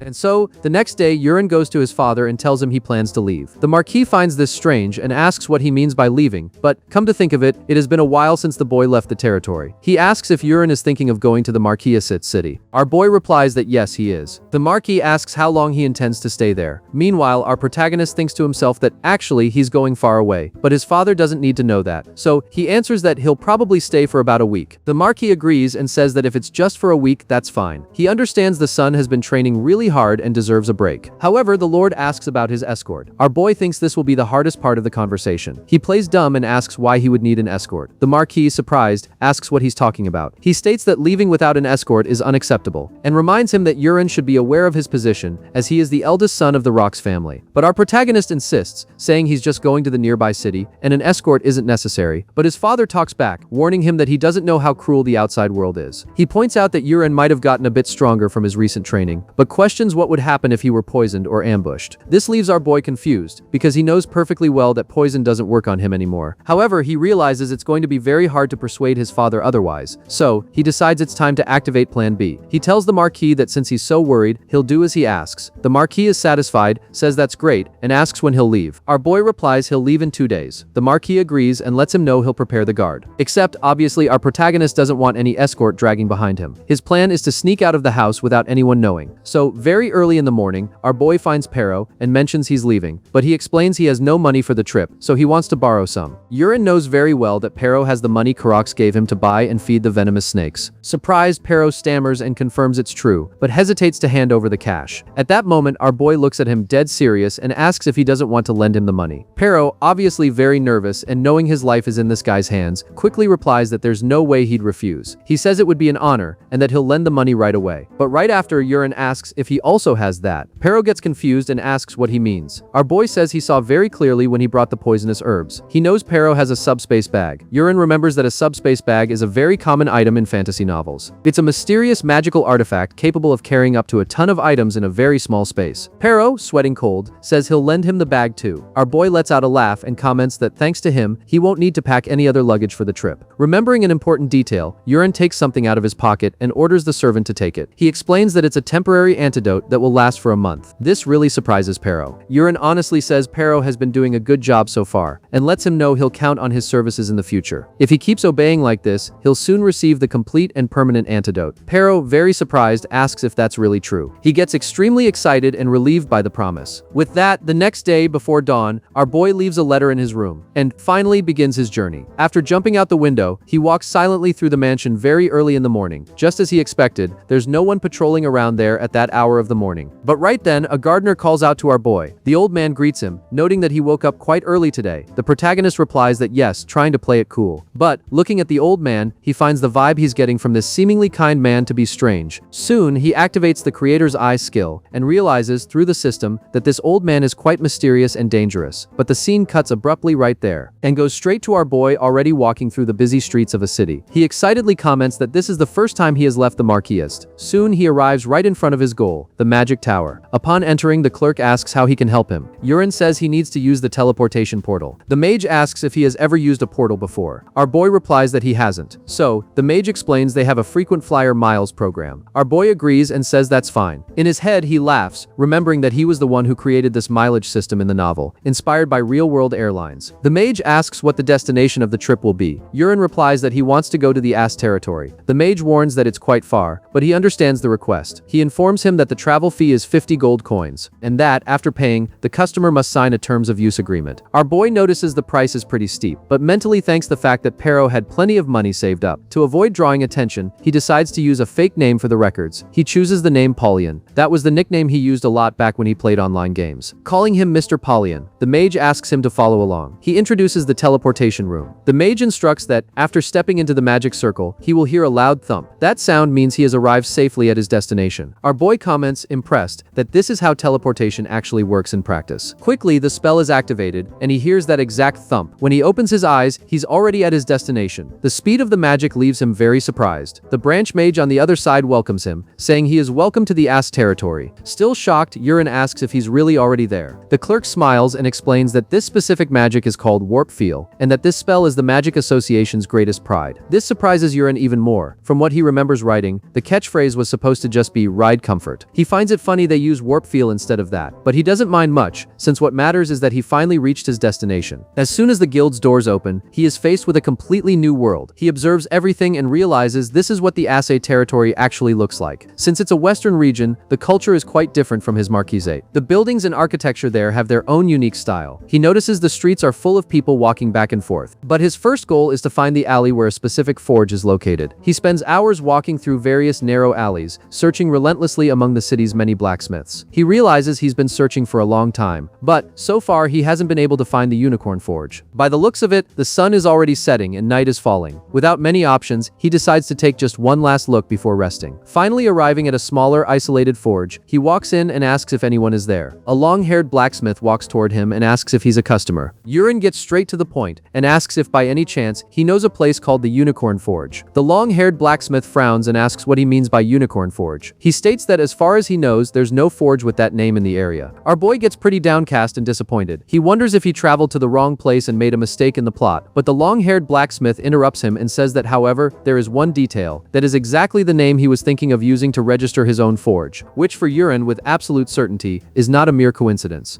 Hearing this, he quickly deactivates the creator's eye. He notes that the man's name is Giranox. He possesses the demonic weapon creation trait. Yurin realizes he hit the bullseye and that apparently this is the right place. He asks if by any chance he could take a look at the weapons he's selling. Giranox says of course and invites him in. Looking at the weapons, our boy asks how business is doing. Giranox confesses that it's not going very well, since his forge is hidden in an alley. He adds that his skills aren't that great either, and even when customers do come in, they usually just take a look and leave. He doesn't know how much longer he'll be able to keep the place running like this. Our boy thinks this is very interesting. After all, those weapons are no joke, especially that Wind Spirit Rapier, which is a sword imbued with the blessing of Sylph. It's basically a weapon with a spirit living inside it. And the other one is a Fire Spirit Greatsword, imbued with the power of Salamander. Our boy asks if he was the one who forged them. Giranox confirms, but sighs, saying that when he finished them he realized they were all failures. This highly surprises our boy. The blacksmith comments that, as soon as he finished the blades, he noticed they were abnormally heavy. Even very strong men could barely lift them. That's why no one wants to buy them. Soon our protagonist deduces the real reason. Actually, the extreme weight is because only unworthy people have tried to touch those swords. If the right person wields them, the swords will grant their true power. But, apparently the blacksmith still doesn't know the priceless value of his own work. So, he tells the blacksmith he'll take both of them. Surprised, the long-haired guy repeats that they are defective pieces. But our protagonist knows they will be the perfect gifts for Aaron and Kraid. But he remembers that, even so, that wasn't why he traveled to this place. He changes the subject and asks if by any chance the blacksmith has some sort of really rusty weapon stored around there. Giranox frowns and asks what he means by that. Even though he finds it weird, he opens an old chest for our boy. He comments that it's bizarre for someone to ask for rusty weapons, but he has a few there that he was thinking of selling as scrap. After all, they weren't weapons he'd be able to sell any other way. But our boy smiles, knowing it's exactly as he wrote in the novel. That is the exact weapon he's looking for. As soon as he grabs it, Giranox warns him that he wasn't the one who made that piece. It was already tossed in the storage room when he bought the forge, so he has no idea where it came from. He was going to throw it away, but thought it would be a waste and ended up keeping it. Therefore our boy states he'll take it too. This surprises the long-haired blacksmith even more. He comments that, since the customer only chose defective pieces, he'll only charge 2 gold coins for the swords, and will throw the rusty dagger in for free. Meanwhile, our boy, highly satisfied, thinks he made an excellent deal. If the true value of those swords were revealed, he wouldn't be able to buy them even for 200 gold coins. But, come to think of it, there's something even more important than the weapons themselves there. He needs a blacksmith. So, he reminds Giranox that business isn't going well, and asks if he would consider closing that forge and starting to work as his personal blacksmith. Very surprised by the sudden invitation, Giranox says he doesn't even know how to answer. He isn't against closing the forge, but the offer is still too sudden. But our protagonist interrupts him and says he'll introduce himself properly again. He declares himself to be the invincible spear that protects the south, Yurin Rox, from the Rox family. This deeply shocks Giranox, who drops to his knees instantly, begging for forgiveness. He says he never imagined a high-ranking noble would come to a place as dirty as that. Our protagonist asks him to stand up, but the blacksmith insists that staying on the floor is more comfortable for him right now, and asks the young master to speak to him. However, however he prefers. Our boy, getting nervous with the situation, just asks him again to please get up. After a brief conversation, Jiranox asks why the heir would want to take a failed blacksmith like him. Our boy answers with conviction, it's because he has a special talent. Jiranox gets confused and argues, saying that he definitely has no talent whatsoever. He mentions that his former master used to scold him every day for that exact reason. Thinking about this, our boy is surprised, because whoever this master was, it seems he put the poor guy through hellish, Spartan-like training. But still, Yurin argues his point. He says he visited many forges in the city today and saw many weapons. But Jiranox's creations are different. Surprised, the blacksmith asks what makes them different. Our boy answers, care and dedication. He praises the blades, but focuses especially on the meticulous, handcrafted work. He points out that the hilt is the vital part to prevent the weapon from slipping and falling during battle. So, seeing all this dedication to detail, he believes that, one day, Jiranox will awaken a very special talent. In Yurin's mind, he knows he used all his smooth-talking skills and did everything he could to hire him, and asks if he will accept the offer. To his immense happiness, Jiranox accepts and says he'll follow him. The blacksmith emotionally comments that the young master is definitely not the terrible person rumors make him out to be. Very excited, our boy celebrates and says he has something really cool to show him. Just like that, he makes a small cut on his own finger and lets the blood drip onto the dagger. He orders the weapon to awaken, calling it by its name, Relic of 1,000 Forms, Agnes. And with that, Agnes awakens with a bright glow. Jiranox goes into shock and asks what the hell that is. He questions if that is the legendary ego sword. Meanwhile, Yurin smiles, remembering that originally this sword was meant to be the protagonist's weapon, but now it's going to be his. The system pops up and asks if he wishes to form a contract with Agnes. Our protagonist confirms yes. At that exact moment, the spirit's consciousness awakens, and she immediately starts screaming, asking who he thinks he is to try and form a contract with her, and demanding to know what the fuck is going on there. She analyzes him and spits out her words, saying he has no magical talent. Our boy is quite taken aback by this aggressive welcome. He realizes the sword is deeply disappointed in him because she can't feel a single drop of mana in his body. But her way of speaking is very rude and irritated. The spirit tells him to back off, calling him highly annoying, and questions how a useless person like him dares to attempt a contract with her. However, she changes her tone and admits she's curious. She wants to know how he knew she was sealed inside there, and, more importantly, how he knew the awakening incantation. Our boy makes up an excuse and says he saw it in the visions of the great prophet. Mentally, he laughs, thinking that this great prophet was just a forced excuse he shoved into the novel to keep the story consistent. But the spirit fires back, saying that's impossible. She argues that the great prophet would never tell secrets to someone as useless as him. So, she asks if, perhaps he knows her secret abilities. Our boy smiles confidently and replies, of course. After all, he was the one who created them. He lists the abilities precisely. Agnes is a formless weapon, capable of splitting into a main body and a secondary body. Each of them can transform into whatever weapon the user imagines. In the original story, the protagonist used her as a sword and a shield. On top of that, if the secondary weapon is lost, it will always automatically return to the main body. The spirit realizes he actually does know about her capabilities. But she laughs. She warns him that she can only be wielded through mana, so he'll have to give up anyway. Except our boy says she's way too noisy. He simply stretches out his finger and forces the connection. The spirit, against her own will, is forced to take the form of a ring. She screams in surprise, asking what that absurd heat is. She feels like she's melting from the inside out. Meanwhile, our protagonist celebrates mentally, knowing that, luckily, his internal energy works just as well as mana. Changing the subject, he asks Jiranox how much time it would take him to get that place ready to go. Jiranox replies that 2 days should be enough. Our protagonist confirms and says that in 2 days at dusk, he should meet him at the main plaza near the magic tower. And so, 2 days passed. At the main plaza near the tower, Yurin, who was waiting to meet Jiranox, ends up bumping into someone else, which in this case is his own fiancée, Ilya, and she immediately crosses her arms, demanding to know what he's doing there. And so, the two lock eyes.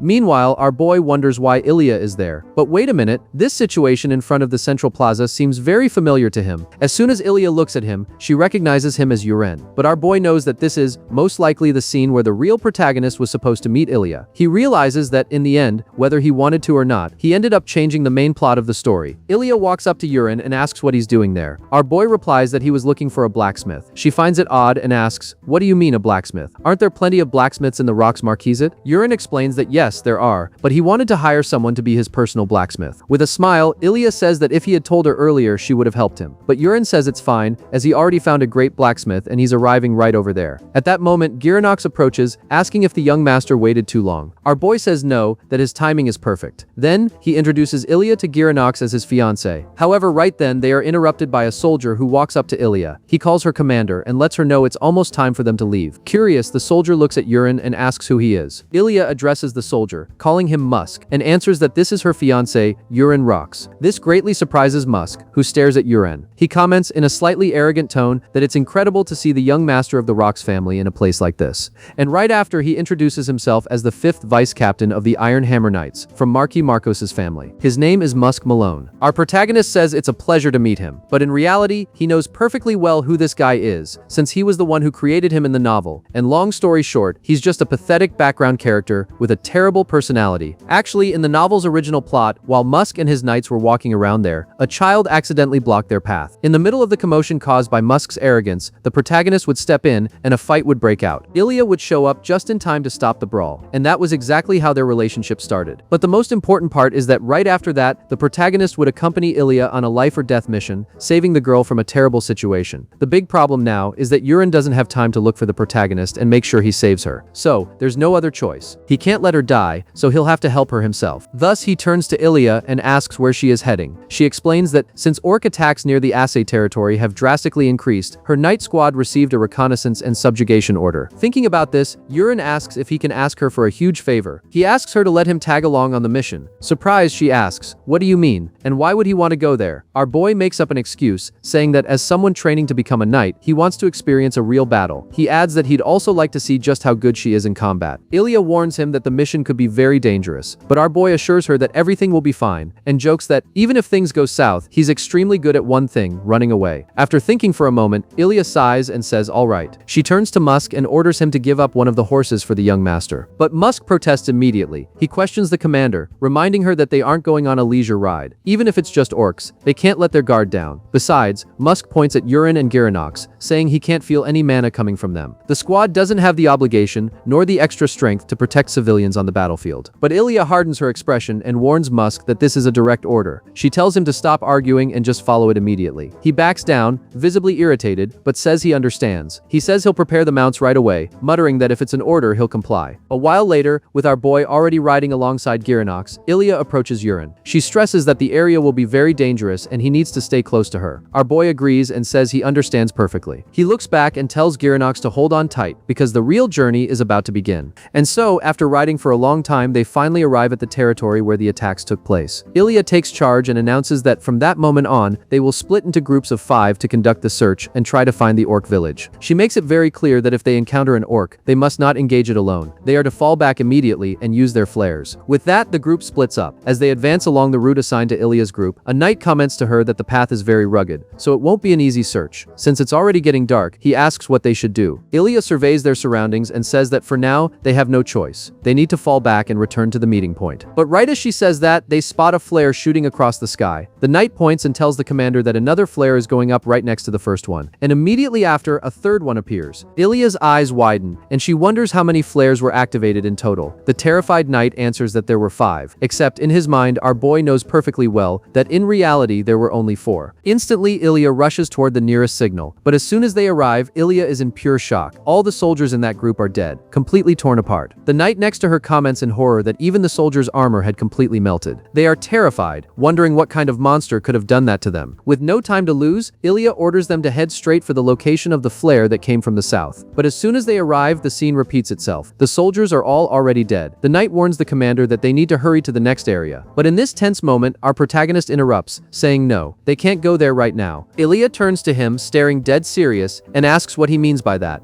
And so, Yuren explains to her that the orcs are hunting down their soldiers. Since they split up one by one, at this rate they won't have any chance of winning. They must stop the operation immediately and gather all their troops right there. But the knight standing nearby tells him to stay quiet, and asks what the hell he thinks he's talking about. He blames Yuren, asking if all this isn't his fault, calling him a useless piece of shit. Meanwhile, our protagonist remembers that the real hero was also cursed at in this part of the novel, and ended up being heavily criticized by readers for making them feel so frustrated with his lack of action. The soldier continues to criticize him, claiming he knows nothing about real battles, but our boy simply tells him to shut his mouth right now, which greatly surprises the knight. With a simple hand gesture, the knight falls to the ground, completely disoriented. Ilya, staring at our boy in surprise, asks what is going on, while Yuren glares at the fallen soldier and tells him to know his place. He asks in a threatening tone if the man understood him. The soldier, nearly dying from the poison that started circulating in his body, stammers that he understands, begging him to stop. Finally, our boy warns him to be very careful with what he says and, especially, who he says it to. With that, he looks at Ilya. She is visibly surprised by his attitude. Yuren Yurin knows that, in the original story, Ilya didn't listen to the protagonist and stubbornly did whatever she wanted. But, staring intently at her, he tells her to think very carefully about what she really wants to do right now. Ilya stares back at him, quite nervous. But, sighing, she agrees and says he is right. She admits she failed to analyze the situation calmly. Immediately, she orders the soldiers to fire the blue flare to gather the troops there. And so it is done. Over in the corner, Jiranox walks up to our protagonist and comments that the young master was incredible, saying he managed to make them act exactly as he wanted. But Yurin coldly replies that it was nothing special. Jiranox, curious, asks how many soldiers they will be able to gather with the signal. Our boy replies that, well, the vast majority of them are probably already dead and won't be able to make it back. Because he knows perfectly well that Karuta, that bastard monster, must have already gone after all of them. Fearful upon hearing this, Jiranox asks what they are waiting for then. Our boy replies that they are waiting for the real battle to begin. But as they were talking, they start to hear a very loud noise. It was one of the soldiers running and screaming in despair that they must flee, and that the commander needs to escape right now, because those monsters. But before he could finish his sentence, an entire troop of green orcs appears, surrounding all of them. That knight from before panics, saying there are too many of them, and it's going to be very difficult to survive. Quickly, Ilya looks at Yurin and apologizes for bringing him along, because it seems that because of her, they are all going to die there. But our protagonist, always confident, assures her that everything is fine, because they definitely aren't going to die today. Ilya gets worried and asks what he is doing. But quickly our boy calls out to Agnes. He tells the weapon that they are going to test what they practiced over the last 2 days, and orders her to use her secondary body to create a black iron bullet. This is a new skill he obtained when the divine technique reached the 3rd star, but he hadn't had the chance to test it in practice yet, and that was the perfect moment for the test. With that, he throws the sphere towards the orcs. The metal ball hits right in the middle of their weapons, and right after, it violently explodes, causing a massive detonation and tearing apart the bodies of several orcs all at once. But, obviously, some still survive the impact. Therefore, he orders the black iron ball to return. It quickly flies back to its original body, while he thinks that Agnes's return ability perfectly matches his fighting style. Then, using that lethal metal ball, he begins to annihilate the remaining orcs one by one. Watching that completely in shock, Ilya asks what the hell he just threw. Our boy calmly replies that they are black iron bullets. Anyway, the number of orcs has decreased significantly. Seeing the advantage, Ilya and the soldiers charge forward with everything they have, advancing to defeat the few orcs left.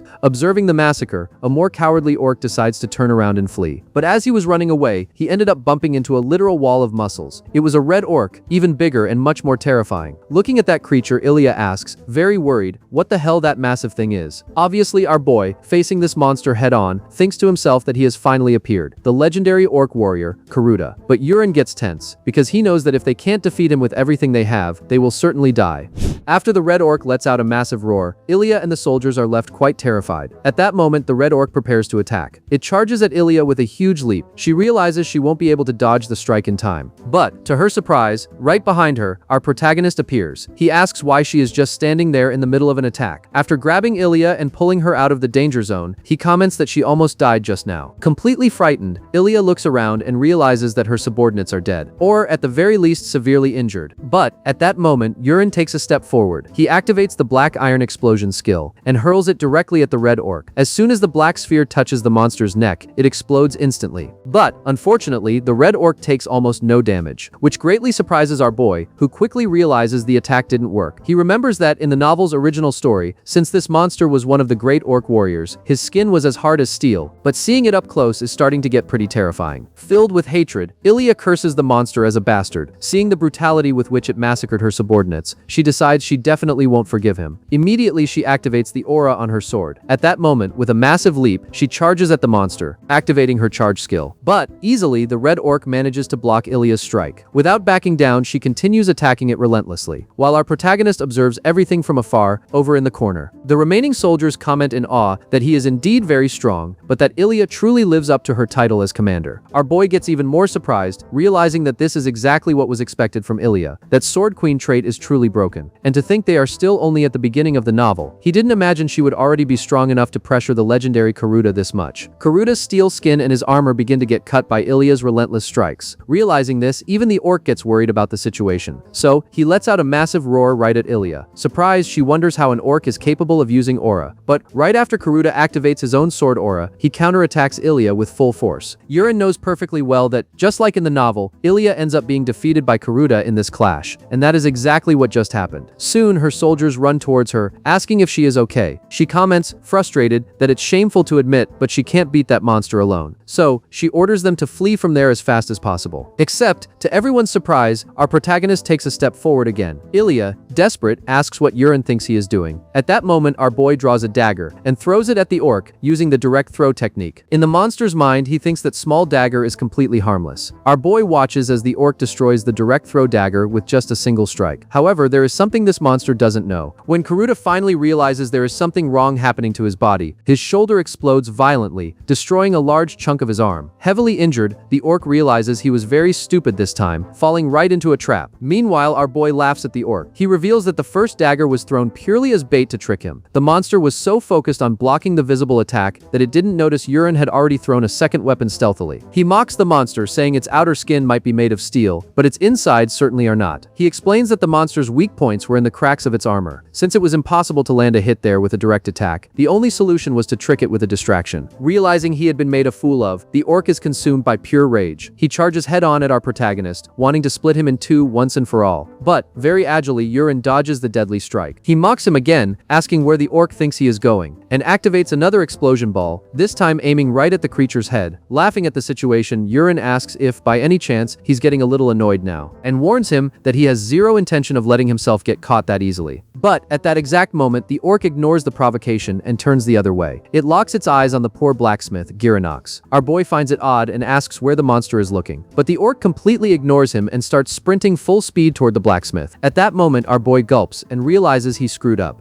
But, ignoring everything, the orc charges forward to finish off the blacksmith. Yurin realizes the situation is terrible and that he needs to save him right now. So, he activates the small dragon step skill, focusing the maximum amount of internal energy possible to maximize his speed. When the monster was about to crush the blacksmith, our boy appears in the blink of an eye and blocks the strike, leaving the orc completely shocked. Ilya and the soldiers are also left perplexed, wondering what kind of absurd speed that was. Annoyed, our protagonist warns that he is going to end this once and for all. He summons Agnes and orders her to transform into one of the most powerful hidden weapons of the Four Heavens Tang clan, the Bloodflower Butterfly. Using the curve throw, he makes dozens of energy butterflies appear flying around. The monster wonders what kind of attack that is. On the other side, Ilya watches the scene completely in shock. Thinking the glowing insects are harmless, the orc tries to punch them out of the air. But the butterflies are agile and made from a living sword spirit. As soon as they touch the orc's body, it feels an excruciating pain. With no time to react, a massive hole is pierced right through the middle of its chest. Yurin knew the attack could fail, so he poured all of his remaining internal energy into the skill. Apparently, it was more than enough to pierce Karuta's steel body. The destructive power of the technique leaves the soldiers static and in shock, wondering if the legendary monster really fell. Ilya raises her voice and warns that the battle isn't over yet, as there are still some smaller orcs left. She orders them to attack and finish them off right now. Beside the protagonist, the blacksmith Girinox is relieved and desperately thanks Yurin for saving his life. In Yurin's mind, he reflects that his first major battle ended quite smoothly. Later that night, our boy goes over to his fiancée and asks if she's okay. Ilya says yes. She confesses that she owes him her life and has nothing to complain about regarding the boy's attitude today. Our protagonist smiles and says it was nothing, since they went there specifically to help. Yurin then decides to answer Ilya's questions, explaining that he doesn't use a sword and trained to use hidden weapons. Surprised, the girl asks what exactly these weapons are and if they're like throwing daggers. He confirms it, explaining that both the explosive sphere and the energy butterflies were hidden weapons. Ilya is shocked and comments that it's unbelievable how simple throwing weapons can have so much destructive power. Yurin knows it's a hard concept for her to accept, since she spent her life believing the sword was the ultimate weapon, but hopes this broadens her martial horizons. At that moment, a soldier approaches Ilya and lets her know he prepared a subspace bag. She comments that they won't be able to transport the bodies of all the fallen subordinates, but they must take the orc leader's head as proof. So, she cuts off Karuta's head, skewers it with her blade like a trophy, and stores it inside the magic bag. After that, she lets Yurin know everything is set. She explains the bags block the smell and decomposition, so he doesn't need to worry, and since it's already dark, they must leave immediately. But, as soon as they mount their horses to leave, another small group of soldiers emerges from the forest. The squad leader instantly recognizes his commander. Highly surprised, Ilya asks what Musk Malone is doing there, and where his squad was all this time. Musk, visibly tense, lies, saying they had gone very far, and were also ambushed by orcs. He claims they had to fight their way there, which is why they were late. Annoyed and suspicious, Ilya demands to know where the other soldiers are, and why only Musk and one other are left. Musk feigns sorrow, and replies that the others were killed, justifying that the orcs in that area were stronger than expected. But Ilya doesn't buy the lie, and orders Musk to take her to the bodies right now. Musk tries to back down, arguing it's late and suggesting they go in the morning. But Ilya is inflexible, and demands to go immediately. Playing innocent, moment, Musk slowly approaches Ilya's horse, saying he'll show on the map where they were positioned, muttering he has no choice. But what Ilya didn't expect was for Musk to stealthily draw a dagger to attack her. To the traitor's surprise, before he could hit her, his own arm was severed by a throwing dagger. He falls to the ground spurting blood and screaming in pain. Our boy approaches furiously and glares at him, reminding Musk that he claimed to have fought orcs, yet there isn't a single drop of green blood on his clothes, only human blood. Yurin mockingly asks if he thought anyone would believe that story, clearly accusing him of cooperating with the monsters and leaking information to them. Panicking, Musk wonders how that boy knows that. Meanwhile, our protagonist laughs internally, since he wrote the novel and knows everyone's dirty secrets inside out. Understanding the situation, Ilya gets off her horse, drawing her blade, and mutters that this is how it is. Then, Musk despairs and begs for mercy. He screams that the Malone family always brought achievements to the Marcus family, and she can't kill him like this. But Ilya cuts his crying short, saying that's nonsense and there are no excuses for treason. Watching this, our boy reflects that she is still as fierce as ever. The scene cuts to the next day, in the Assay territory, at the noble residence. Our boy was sleeping peacefully in his bed. Outside, the blacksmith Garanox knocks on the door to wake him up, letting him know it's almost lunchtime, and Miss Ilya is waiting for him. At that moment, Ilya walks into the room. She is completely dressed up, with a very different and feminine look than she usually has on the battlefield. This catches Yurin by surprise, making him wonder what kind of script event is happening right now.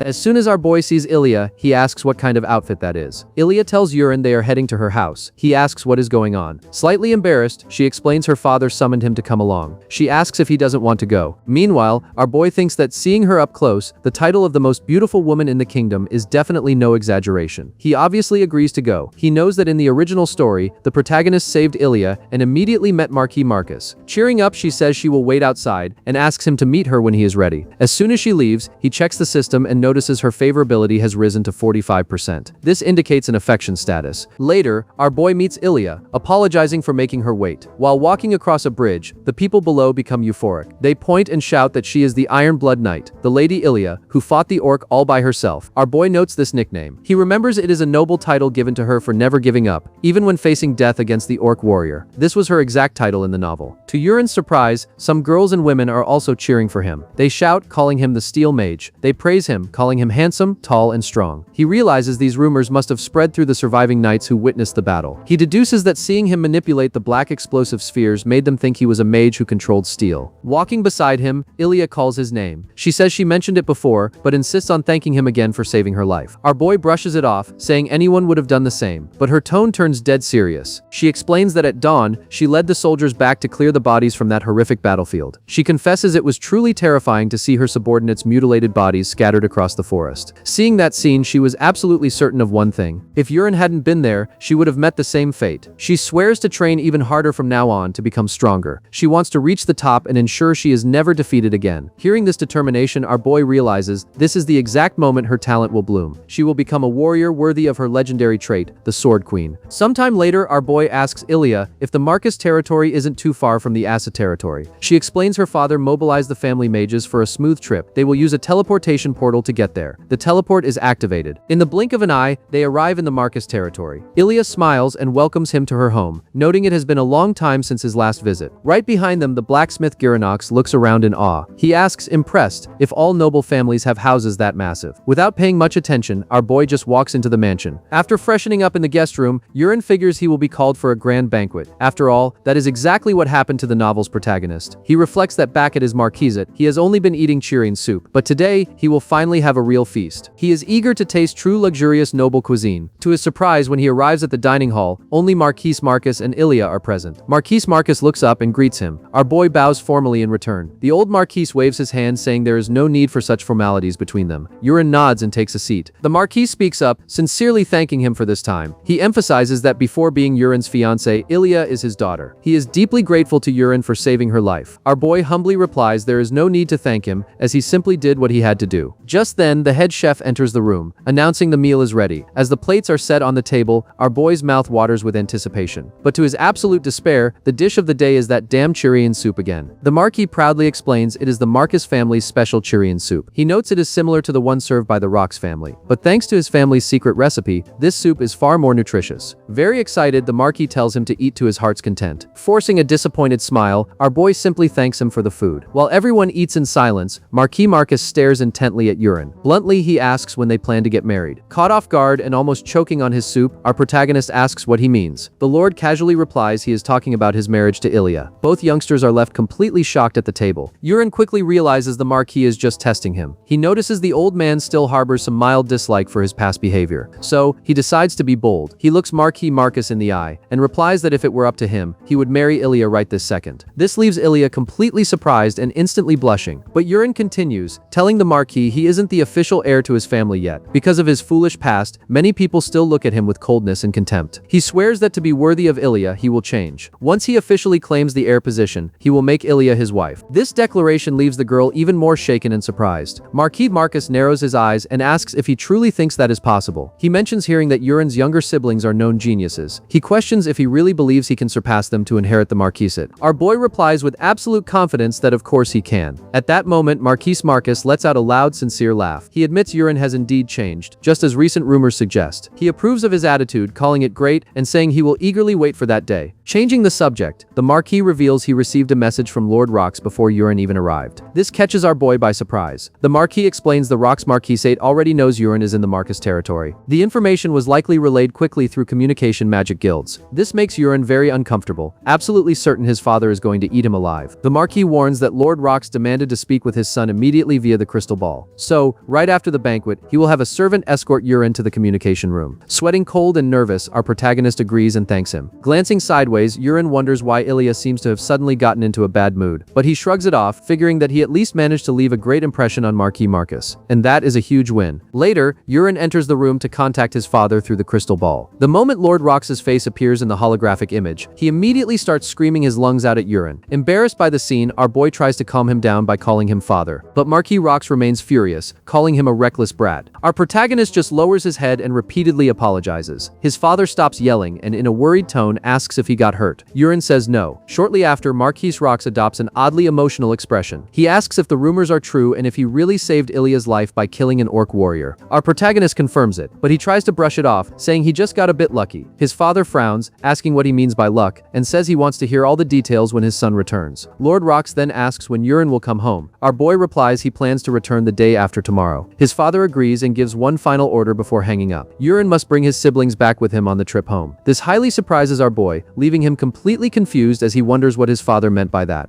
Later, in Marquis Marcus's office, the Marquis remarks it would be nice if Yurin stayed a few more days, since it's been a while since they last saw each other. Our boy replies he would love to, but his father gave him a mission. The Marquis sighs, saying it's truly a shame. He offers to arrange a teleport so Yurin can travel more comfortably. Our boy thanks him but declines, explaining he's still at a level where he needs to train and get much stronger, so he prefers not to rely on the convenience of teleportation. Surprised by his maturity, Marquis Marcus notes he truly seems like a different person now. He smiles, looking forward to seeing how strong the boy will become. Our boy simply thanks him, looking directly at Ilya, who gives him a subtle smile. Our protagonist realizes she clearly liked his answer, but what they don't know is that there's actually a much more practical reason for him to refuse the Marcus family's teleport. Curious, the blacksmith Girinox asks if they aren't heading to the capital, since the main road is that way. But our protagonist says there's a place they need to visit first, located on the mountain next to the Marquisate, a place known as the Dragon's Lair. Surprised, the blacksmith asks what he means by Dragon's Lair, but then he remembers and nods, mentioning he usually goes there before opening his forge. He asks if the young master is going there to make a wish or pray. Yurin smiles, knowing that place holds a treasure only he knows about, a treasure the novel's true protagonist wouldn't find until much later. This cave is called the Dragon's Lair because people believe it was home to dragons in ancient times. The blacksmith comments it's still very early, but many people are already there praying, wondering how Yurin expects to find any lost treasure with so many people around. Our boy just laughs, stating those treasures the commoners seek are all fake. Surprised, the blacksmith asks what he means. Yurin simply replies the world is full of secrets, telling him to follow him deep into the mountain. After walking for quite a while, the exhausted blacksmith complains there's nothing out there. But our boy focuses his vision and quickly recognizes a peculiar mark on the stone wall shaped exactly like a car door handle. He asks if anyone is around, and the blacksmith confirms they are alone. At that moment, Yurin places his hand on the stone handle and pulls, just like opening a car door. Immediately the wall shifts and a secret passage opens. This deeply surprises both of them. Our boy instantly gets excited, announcing that now they can go grab the real treasure. Meanwhile, the blacksmith wonders what kind of madness this is but follows right behind Yurin, remarking that the inside of the hidden cave is much brighter than he expected. Just then, Girinox notices something that looks very precious, a large glowing crystal stone. But our protagonist quickly warns him not to touch it under any circumstances, as touching that stone would trigger all the traps. Terrified, the blacksmith gulps and asks what kind of traps. Yurin smirks, replying that the whole place would probably turn into a sea of fire and burn them alive. He warns the blacksmith there are dozens of deadly traps scattered around, around, ordering him to stick close. Horrified, the blacksmith shadows him closely. Later, after walking carefully for a while longer, our boy finally reaches some sort of ancient altar. The blacksmith looks around confused, saying there's absolutely nothing there, but our boy asks if he knows exactly what lies behind the stone wall in front of them. He explains it's the fake dragon's lair. Behind that wall, he can even feel the presence of people outside praying, and unknowingly, those people are actually praying directly toward them. Yurin then tells the blacksmith to take a look at what is right in front of them. The blacksmith is confused, asking what treasure he's talking about. Yurin simply points to a lever on the wall and tells him to pull it down. As soon as the blacksmith activates the lever, a structure resembling a heavy stone coffin opens in the center of the altar. They are blown away by what they find inside. There are 3 massive, heavy bags completely stuffed with gold coins, and nestled among them is an item infinitely more valuable than any material wealth, the mythical warrior's jewel, which possesses the powerful effect of rebirth. Our boy knows very well this item is absolutely essential to guarantee his survival and help him grow stronger. Wasting no time, he orders the blacksmith to store all those gold coins in his subspace bag so they can leave immediately. While rushing out of the cave, the blacksmith asks where their next destination is. Our boy replies they are heading straight to the Asi territory's magic tower, planning to use the teleportation portal there to shorten the trip. Arriving in the city, the blacksmith excitedly mentions to Yurin that, even at that hour, many people are traveling inland. However, to Yurin's surprise, while walking calmly through the streets, he feels something extremely strange.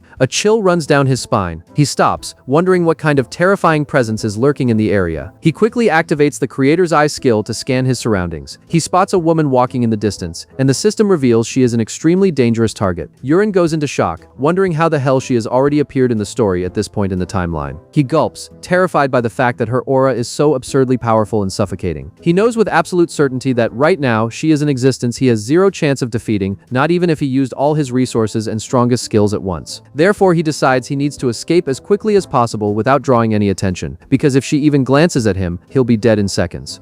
Highly concerned, our boy tells Girinox that they are heading to the Assay territory right now. He starts walking faster, playing it off by saying he's starving, while Girinox asks what's going on. At that moment, that mysterious woman who was peacefully walking past them stops for a second, turns around, and wonders if by any chance he recognized her. Later, safely back in his room, our boy says to himself that something isn't right. That person was only supposed to appear much later in the story, so why the hell is she showing up right now? Furthermore, the true protagonist would only go after the Dragon's Lair treasure much later. Even if just a little, it seems the pacing of the story has changed quite a bit, and right now he doesn't even know where the real protagonist is or what he's doing. But in the end, whatever. The important thing right now is to consume this warrior's jewel and get stronger as soon as possible. As soon as he swallows the mythical stone, he feels an absurd heat and notices that his body feels like it's going to melt. He realizes it's best to regulate his chi as quickly as possible to endure the process. At that moment, the system notifies him that rebirth is initiating, evolving him into a much stronger physique. After a while, the excruciating pain finally stops. Our boy opens his eyes and sees a system window stating that he obtained the heavenly martial body. This leaves our protagonist extremely excited, because he knows that in martial arts novels, the heavenly martial body is almost always a supreme constitution. Whether it's sword or fist techniques, as soon as the user sees them, they can perfectly replicate their movements. Basically, this body is a vessel of the heavens themselves on the path of martial arts. Our boy notices that even his body now feels as light as a feather. But right then, Girinox opens the bedroom door. Except, before he can say anything, the blacksmith steps back and asks what's going on. He questions how on earth the young master got so much taller than before. Trying to play it off, our protagonist laughs and says that must be impossible, and that it's just his imagination. But the blacksmith shakes his head and says no. As an experienced blacksmith, he can measure the height and size of things just with his eyes, with millimeter precision. He states that yesterday the young master was exactly 1 meter and 78 centimeters tall, but now, he is clearly 1 meter 82. Embarrassed for getting caught, our boy compliments him, saying his vision is truly incredible. But in the end, whatever. Thanks to his new heavenly martial body, getting taller actually turned out to be a great advantage. With that, the next day, our boy goes to the magic teleportation tower. He lets the clerk know he'd like to use the portal right now. The mage asks where he'd like to go, and our boy replies the destination is the capital. The mage is startled and asks, "What do you mean the capital?" He informs him that traveling there is strictly forbidden. This greatly surprises our boy. The mage explains the restriction is due to probable threats to the royal family, so common citizens without renown are being blocked. Our boy sighs, realizing once again that this class-divided society is truly a piece of crap. But, since there isn't much else to do, he decides he'll have to pull rank. He puffs out his chest and tells the mage he is the first son of the Rox family, Yurin Rox, and that this man beside him is his personal blacksmith, Girinox. Hearing that name, everyone in the lobby is shocked. Several apprentices start crowding around him, asking with glowing eyes if he is the famous steel mage. Our boy scratches his head and confirms yes, he supposes so, since that was the nickname they gave him. The young mages excitedly ask if he can really summon infinite steel spheres. They say they even heard rumors that the spheres ears can explode, and begged to know his magic's secret formula. While Yurin tried to handle the crowd, a deep, authoritative voice echoed through the hall, ordering them to stop it, surprising everyone. At that exact moment, to our protagonist's complete surprise, he was instantly transported via spatial magic into the teleportation room. Confused and on high alert, he looks around and asks where they are. An older mage, looking like a gentle grandpa, apologizes for his disciples' rudeness out there. Surprised, our boy asks who he is. The old man smiles and replies that he is the master of the Asi Territory Branch Magic Tower, and his name is Ubion. Hearing that name, our boy freezes and gets very worried, because he knows perfectly well who Archmage Ubion is. He was a character Yurin added to the novel just to fill space in the story. On the outside, he just seems like a gentle, harmless grandpa.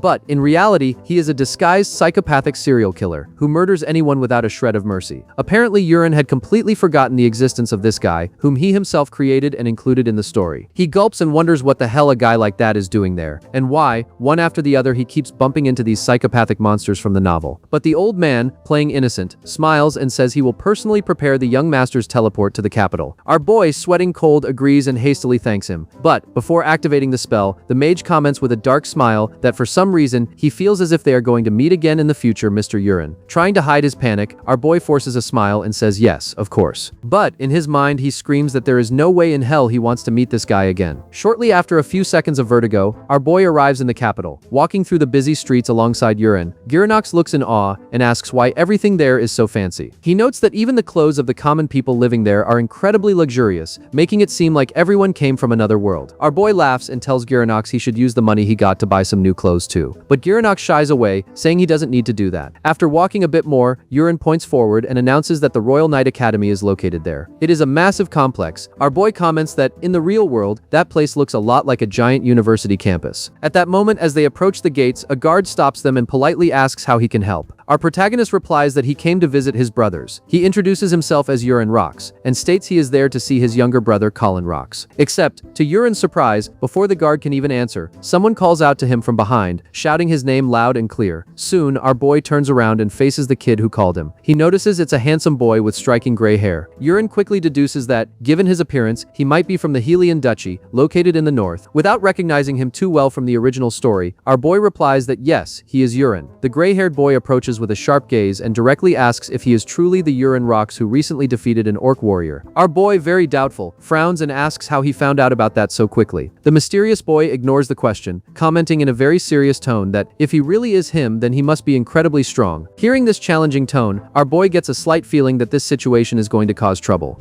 But, surprised, Yurin wonders why this guy is talking so casually to him, since it's their very first time meeting. A bit uncomfortable, our boy replies that he's flattered by the compliment, or, well, whatever he was trying to say, but he gets straight to the point and asks who he is. The guy introduces himself as Carrick Elian. He claims to be the second son of Duke Elian, and mentions that he's a good friend of Colin's. Our boy nods, thinking it's exactly as he expected. He really is from the house of Elian. Very excitedly, the kid asks Yurin to follow him, promising to take him straight to Colin. Our protagonist thinks he doesn't seem like the friendliest guy in the world, but figures it's best to follow him for now. So, he asks his blacksmith Girinox to wait right there. Then, while walking with him, the gray-haired boy mentions that he heard several rumors that he and Lady Ilia defeated an orc warrior together. Carrick says he can understand how Lady Ilia defeated the monster. After all, she's a very promising knight, but Yurin's involvement really caught him by surprise. He admits he doesn't know much about Yurin, and asks if by any chance he's a magic user. Our protagonist smiles and says he can't reveal much, but he guarantees that he is not a mage. Carrick flashes a satisfied smile and mutters that so it's true, he really isn't a mage. Right after, he invites him to step inside the venue.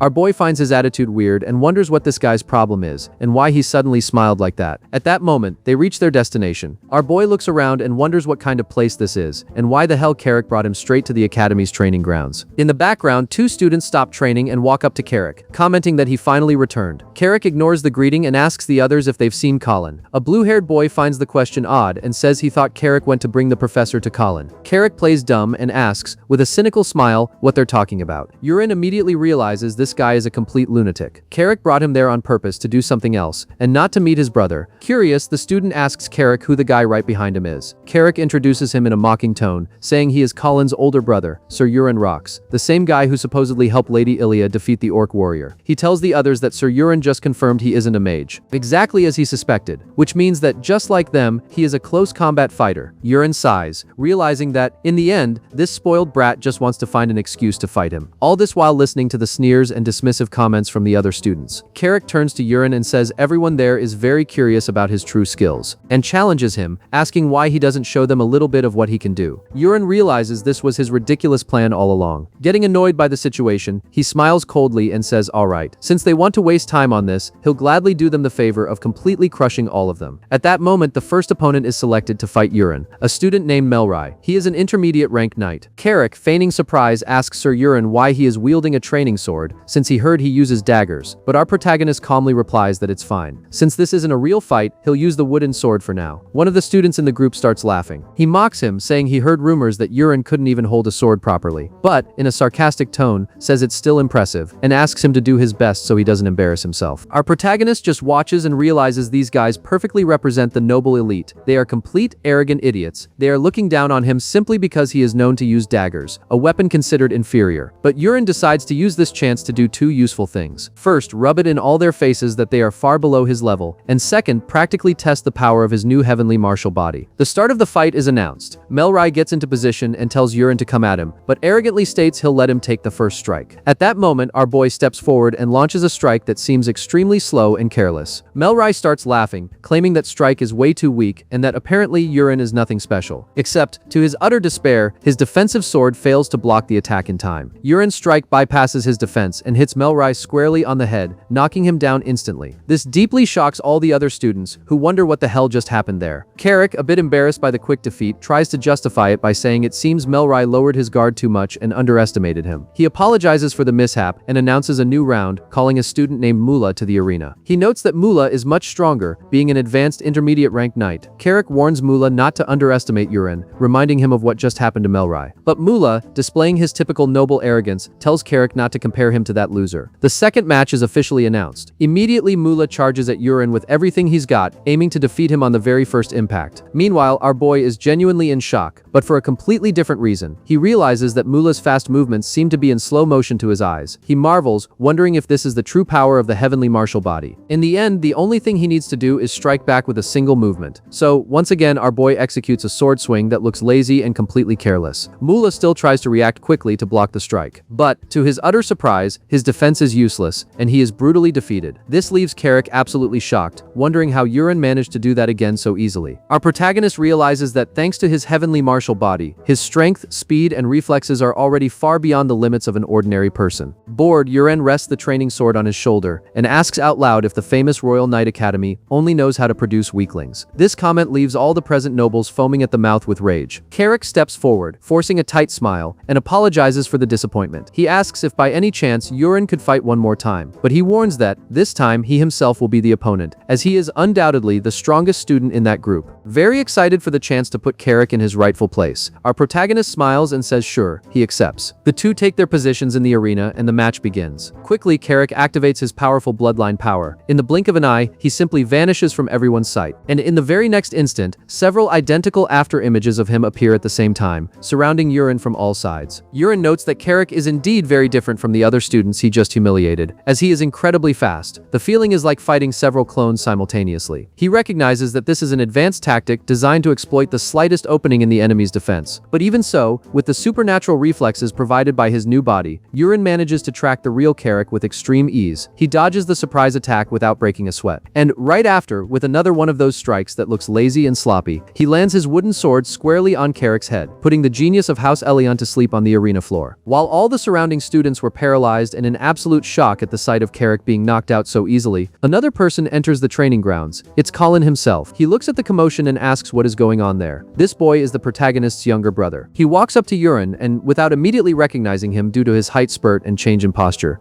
asks what the hell just happened and demands to know who he is. Quickly, our boy recognizes his little brother, the true sword genius of the family, Colin Rox. And so, the background character walks up to Colin and lets him know that this is his older brother, Sir Euron Rox, who just arrived. But Colin asks, confused, what that guy is doing there and demands to know where Euron is. The boy boy replies that he is right there, in front of him. Highly shocked, Colin asks what he means by this guy. He rants, asking what the hell they are talking about, because that guy could never be Yurin. He says there's no way, since his brother was just some random fat guy, and that it is absolutely impossible. But our boy quickly replies to him that he just lost a little bit of weight. Colin retorts, saying it wasn't just that. He points out that Yurin even got much taller too. Yurin shrugs and says that, well, maybe losing weight made him grow a little taller as well. This leaves Colin perplexed and very irritated. He asks what the hell is wrong with these guys. At that moment, the kid who accompanied them begins to explain everything that happened earlier to Colin. Shocked, Colin says it's impossible, and that loser would never do something like that. But he admits that, from what he heard earlier, there is indeed a rumor going around that Yurin defeated an orc warrior. He looks at Yurin and asks if it's true. Our boy confirms that yes, it's true. Very annoyed, Colin asks how he managed to do that. Except, our boy changes the subject, and asks if Colin forgot how to speak respectfully to his older brother, and comments that he truly is an insolent brat. Colin starts screaming that he doesn't believe any of it, and that it's impossible for him to have gotten that strong overnight. Our protagonist calls him little brother in a mocking tone, and asks if he's really going to keep up with that attitude. Colin tells him to stop with this farce, saying he never considered him a brother. He screams that Yurin has never done anything useful in his life, other than being born 2 years before him, and that he is nothing but a useless fat guy. Our boy, getting really annoyed, says alright then. He warns that he'll show Colin exactly why he is the older brother, and tells him to bring it on. Colin, absolutely furious, says that's great, because it was exactly what he wanted. But our protagonist warns that, before that, they are going to make a bet. Colin asks what it is. Our boy, dead serious, establishes that the loser must grant a wish to the winner. Highly confident and pissed off, Colin accepts instantly. He says that when he wins, he'll make Yurin lick his boots. At that moment, a training sword is handed to Colin. The guy in the back begins to explain Yurin's skills to Colin, so he wouldn't be caught off guard and end up losing. After hearing it all, Colin gets even more irritated. He announces that they are starting right now. In the very first second, he charges forward with everything he has, already activating his sword aura. Yurin realizes he isn't holding back at all, and that, apparently, he's going to fight with full force from the start. He recognizes that this is the future Sword Emperor, the one born with an innate and monstrous talent for swordsmanship. That's why he is so confident. And, most likely, he has never lost to anyone his age before. But today is going to be very different, because, no matter how much Yurin evaluates the situation, he doesn't feel like he's going to lose this fight. With that, he activates the small dragon steps, easily dodging Colin's heavy strike. With a very confident smirk, Yurin unleashes another one of those lazy and careless strikes, hitting Colin squarely in the leg. Yurin thinks that unlike the other opponents, he won't end the fight with just a single strike, like he did with the other three. What he's going to do today is turn his spoiled little brother into his own personal punching bag. Colin starts getting beaten up from all sides and is left completely bruised, while our boy continues roughing him up mercilessly. After he can't take the beating anymore, Colin begs him to stop, screaming that he gives up. But Yurin mutters that he's still speaking to him in a very disrespectful manner. Suffering in a lot of pain, Colin lowers his head and begs him to please stop. Our boy warns him that if he messes with him again, he'll get beaten twice as hard, and asks in a threatening tone if he understood. Terrified, Colin quickly replies, "Yes, sir." Yurin smiles and announces that it's time to cash in his wish from the bet. He decrees that, from now on, whenever they are together, Colin will have to call him Big Bro. This leaves Colin extremely embarrassed. He grumbles that it's way too humiliating. But our boy, pretending to be angry, asks if he didn't like the idea. Scared to death of getting beaten again, Colin replies instantly, "No, Big Bro." The next day, after the beating session, Colin asks where Yurin is going. Our boy replies that he's heading to the Empire, since that's where their third brother, Lon, is staying. With that, they arrive at the Empire's capital. Girinox is very surprised, commenting that he can't believe they managed to get there so fast. Yurin explains that magic towers are considered neutral territories, and there is one in every nation, which makes traveling much easier. Even so, looking at the place, Girinox notes that the architecture gives the city a very modern vibe. Yurin points and comments that it is the Imperial Knight Academy, and notes that the place is truly massive. He turns to Colin and says that, this time, he is the one going inside to get Lon. Colin quickly replies, "Alright," but, with a scowl, our boy asks if he didn't forget to say something. Very nervous, Colin corrects himself and says, "Alright, Big Bro." So Colin goes to fetch Leon and soon returns, letting him know he's there. Our boy waves and says hi to his other little brother. He notices that Leon is indeed quite tall, but, heavily shocked to see his new appearance, Leon asks Colin if the guy in front of them is really Yurin. Our protagonist smiles and confirms that it really is him. Next, he praises Colin, saying he did a good job. Colin, a bit embarrassed, replies that it was nothing, Big Bro. Leon walks up to Yurin and comments that he heard a little about his recent rumors. Except our protagonist, who couldn't care less about fame, cuts him off and announces that they are heading back home right now. But Leon gets serious and warns them that they have a huge problem. Yurin is puzzled and asks what he means by a problem. Leon explains, highly concerned, that the imperial capital is currently under absolute quarantine. They can enter, but no one is allowed to leave. The reason is that, this morning, the crown prince of the empire was assassinated. This news deeply shocks our boy. Colin is highly surprised and asks what he means by the crown prince being dead. instead. Meanwhile, our boy realizes that this is an event even he didn't expect. Leon guarantees he is telling the truth. He says the crown prince was assassinated at dawn, and, because of that, the entire imperial capital has entered a state of absolute quarantine. Right away, our boy understands the reason for all of that. That was why, on his way to the night academy, he saw the city streets completely packed with soldiers, not to mention how heavy and tense the atmosphere was. Very curious, Yoren asks who could have done something like that, and how they managed to pull it off. Leon replies that there are only a few rumors going around, so he can't say anything with absolute certainty. But it's said that the crown prince's fiancée, a princess from another kingdom, had arrived just a few days ago. The crown prince was very proud of himself and wanted to show off his training to her, so he invited her to the palace's training center at dawn. But, while he was demonstrating his swordsmanship to her, something terrible happened. Suddenly, extremely sharp stone spikes burst from right beneath him, impaling his body instantly. The nearby priest tried everything to save him, but it was too late, he was already dead. Surprised, Yoren asks if the attack was done using magic, and questions if it isn't forbidden to use magic inside the imperial palace. Leon confirms and says that's exactly why all the magic tower masters were summoned to the palace, and right now the place is in complete chaos. Colin, visibly nervous, mutters that the crown prince died during training, right in front of his fiancée, and wonders what the hell is going on. But, paying attention to the detail of the stone spikes, our boy realizes he is now absolutely sure of what happened. He knows exactly who the assassin was, the motive behind the crime, and also where this person is hiding at this very moment. The group behind this will soon emerge across the entire continent, and apparently they started by killing the crown prince. But, in the original story, this was only supposed to happen midway through the plot. He wonders what the hell is going on, as it seems the story has been altered. This event ended up happening much earlier than it should have. He knows he needed more time for himself and the true protagonist to get strong enough before that happened. But, perhaps now that he obtained the heavenly martial body, things might be different. With that, he calls for Colin and Leon. Colin quickly responds, asking what's up, big bro. Leon finds it weird and asks why Colin is calling Yoren like that, but Colin just tells him to be quiet and not ask questions. Our boy then asks the two of them what the most famous inn around there is. Colin replies that they are the Dragon's Tear and the Giant's Faith. Our protagonist comments that the Dragon's Tear seems like a pretty good place. So, he instructs Colin to first fill out his departure form. After that, they must head to the Magic Tower and issue a special travel request for the 4 members of the group. Yoren states that, by using the Rock's family name, that paperwork won't take long. But, until the results are out, they should wait for him at the Dragon's Tear Inn. Colin and Leon agree, but Colin asks what about him. Our boy replies that he's stepping out to meet an old friend, and asks the brothers not to fight with Giranox and to look after him. Leon, highly curious, asks what he means by a friend, especially someone from inside the Empire, while Colin shrugs and says even he has absolutely no idea. Later during the night, our boy walks to a dark, unknown alley. He looks at the place and mutters that this Flamberg is a bar that only serves nobles. He decides to change right there, putting on the fancy clothes he had prepared earlier, and thinks it looks great. Now that he is dressed appropriately, it's time for the next step. He then summons Agnes. The spirit wakes up and asks what's wrong, complaining that she was sleeping. Our boy apologizes, but gets straight to the point and asks if she could create a disguise for his face. Agnes is surprised and asks how he knows she has that skill. Yoren plays it off, saying he just had a feeling she could do it. She sighs and asks if he's serious, but agrees and asks who he wants to look like. He tells her to wait a bit. After watching for a while, he points and tells Agnes to transform him identically to the person who just left the bar. She replies that the target is perfect and it will be very easy. She warns that she will spread a spiritual mist over his body, and that Yoren just needs to imagine that man's face. After a few seconds of magic, our boy visually transforms into that old noble. Wasting no time, he walks toward the bar's entrance, but the guard at the door surprises him, telling him to stop right away, and asks politely why the sir returned so quickly. Our protagonist, acting completely shamelessly, mimics the old man's voice, and says it wasn't in his plans to come back, but that he suddenly felt like having a drink again. The guard buys it and steps aside to let him in. As soon as he enters the bar and sits at a table, the bartender approaches and asks if he really decided to come back. Our boy plays the part and replies that he wants another glass of exactly the same drink he was having before. He thinks to himself that this is great. The infiltration was an absolute success. Now all that's left is to focus his internal energy directly into his hearing. He begins to isolate and listen to several conversations from the other tables. But, amidst the chatter, he overhears something very shocking. It's a woman complaining about a man who looked at her today with eyes of rejection he had never shown before. She grumbles that he was an extremely cruel man when they parted ways, and questions how he had the audacity to dump someone like her, concluding that he must have gone crazy. The bartender, trying to be nice to the customer, asks if she left without even getting the chance to confess her feelings. But the woman flashes a cold smile and replies that in the end, she simply killed him. Hearing this, our boy smirks and realizes he finally found the assassin. The bartender lets out a nervous laugh, thinking it's a joke, and compliments her, saying she's really good at dark humor. The woman sighs and wonders out loud what she's going to do with her life now. The bartender advises her, saying that an old love can be forgotten for a new one. She flirts, asking if he really means that. The guy smiles and guarantees it, stating that she will certainly find someone better. The girl thanks him, saying that chatting with him at the counter always makes her feel much better. While our protagonist listens to this interaction, he decides that now is a great time to act. He wants to practically test his telepathic message skill. Soon he projects his voice directly into that woman's mind, calling her by her villain name, Envy. As soon as the woman hears that unknown voice echo in her head, she freezes. Our boy continues the telepathic transmission, asking provocatively if she had fun playing with the crown prince at dawn today. Becoming furious and panicked, she mentally demands to know who is there. She rants in her mind, asking whose voice that is and demanding the bastard show himself. The pressure is so intense that, losing control, she lets out an ear-piercing scream, and with just that explosion of power, the entire establishment is literally leveled to the ground. The destruction leaves all the survivors terrified, wondering what is going on. Amidst the rubble and dust, our boy gets up coughing. He thinks that this sucks, since the psychopath went crazy out of nowhere and blew up the bar. Absolutely furious, Envy screams in the middle of the destruction, demanding to know where he is. She orders the guy who just spoke to her to show himself. Observing her aura, our protagonist realizes that this destructive power is way out of his league at the moment. He already knew she was strong, but he didn't expect it to be to this extent so soon. Envy's eyes sweep through the dust and she finally spots him, glaring at him with fury. She points at him and says that he's the bastard who was talking that crap in her head then, and swears she will certainly tear him to pieces right then and there. Meanwhile, sweating cold, our boy gulps and wonders if he even has a chance of surviving this fight.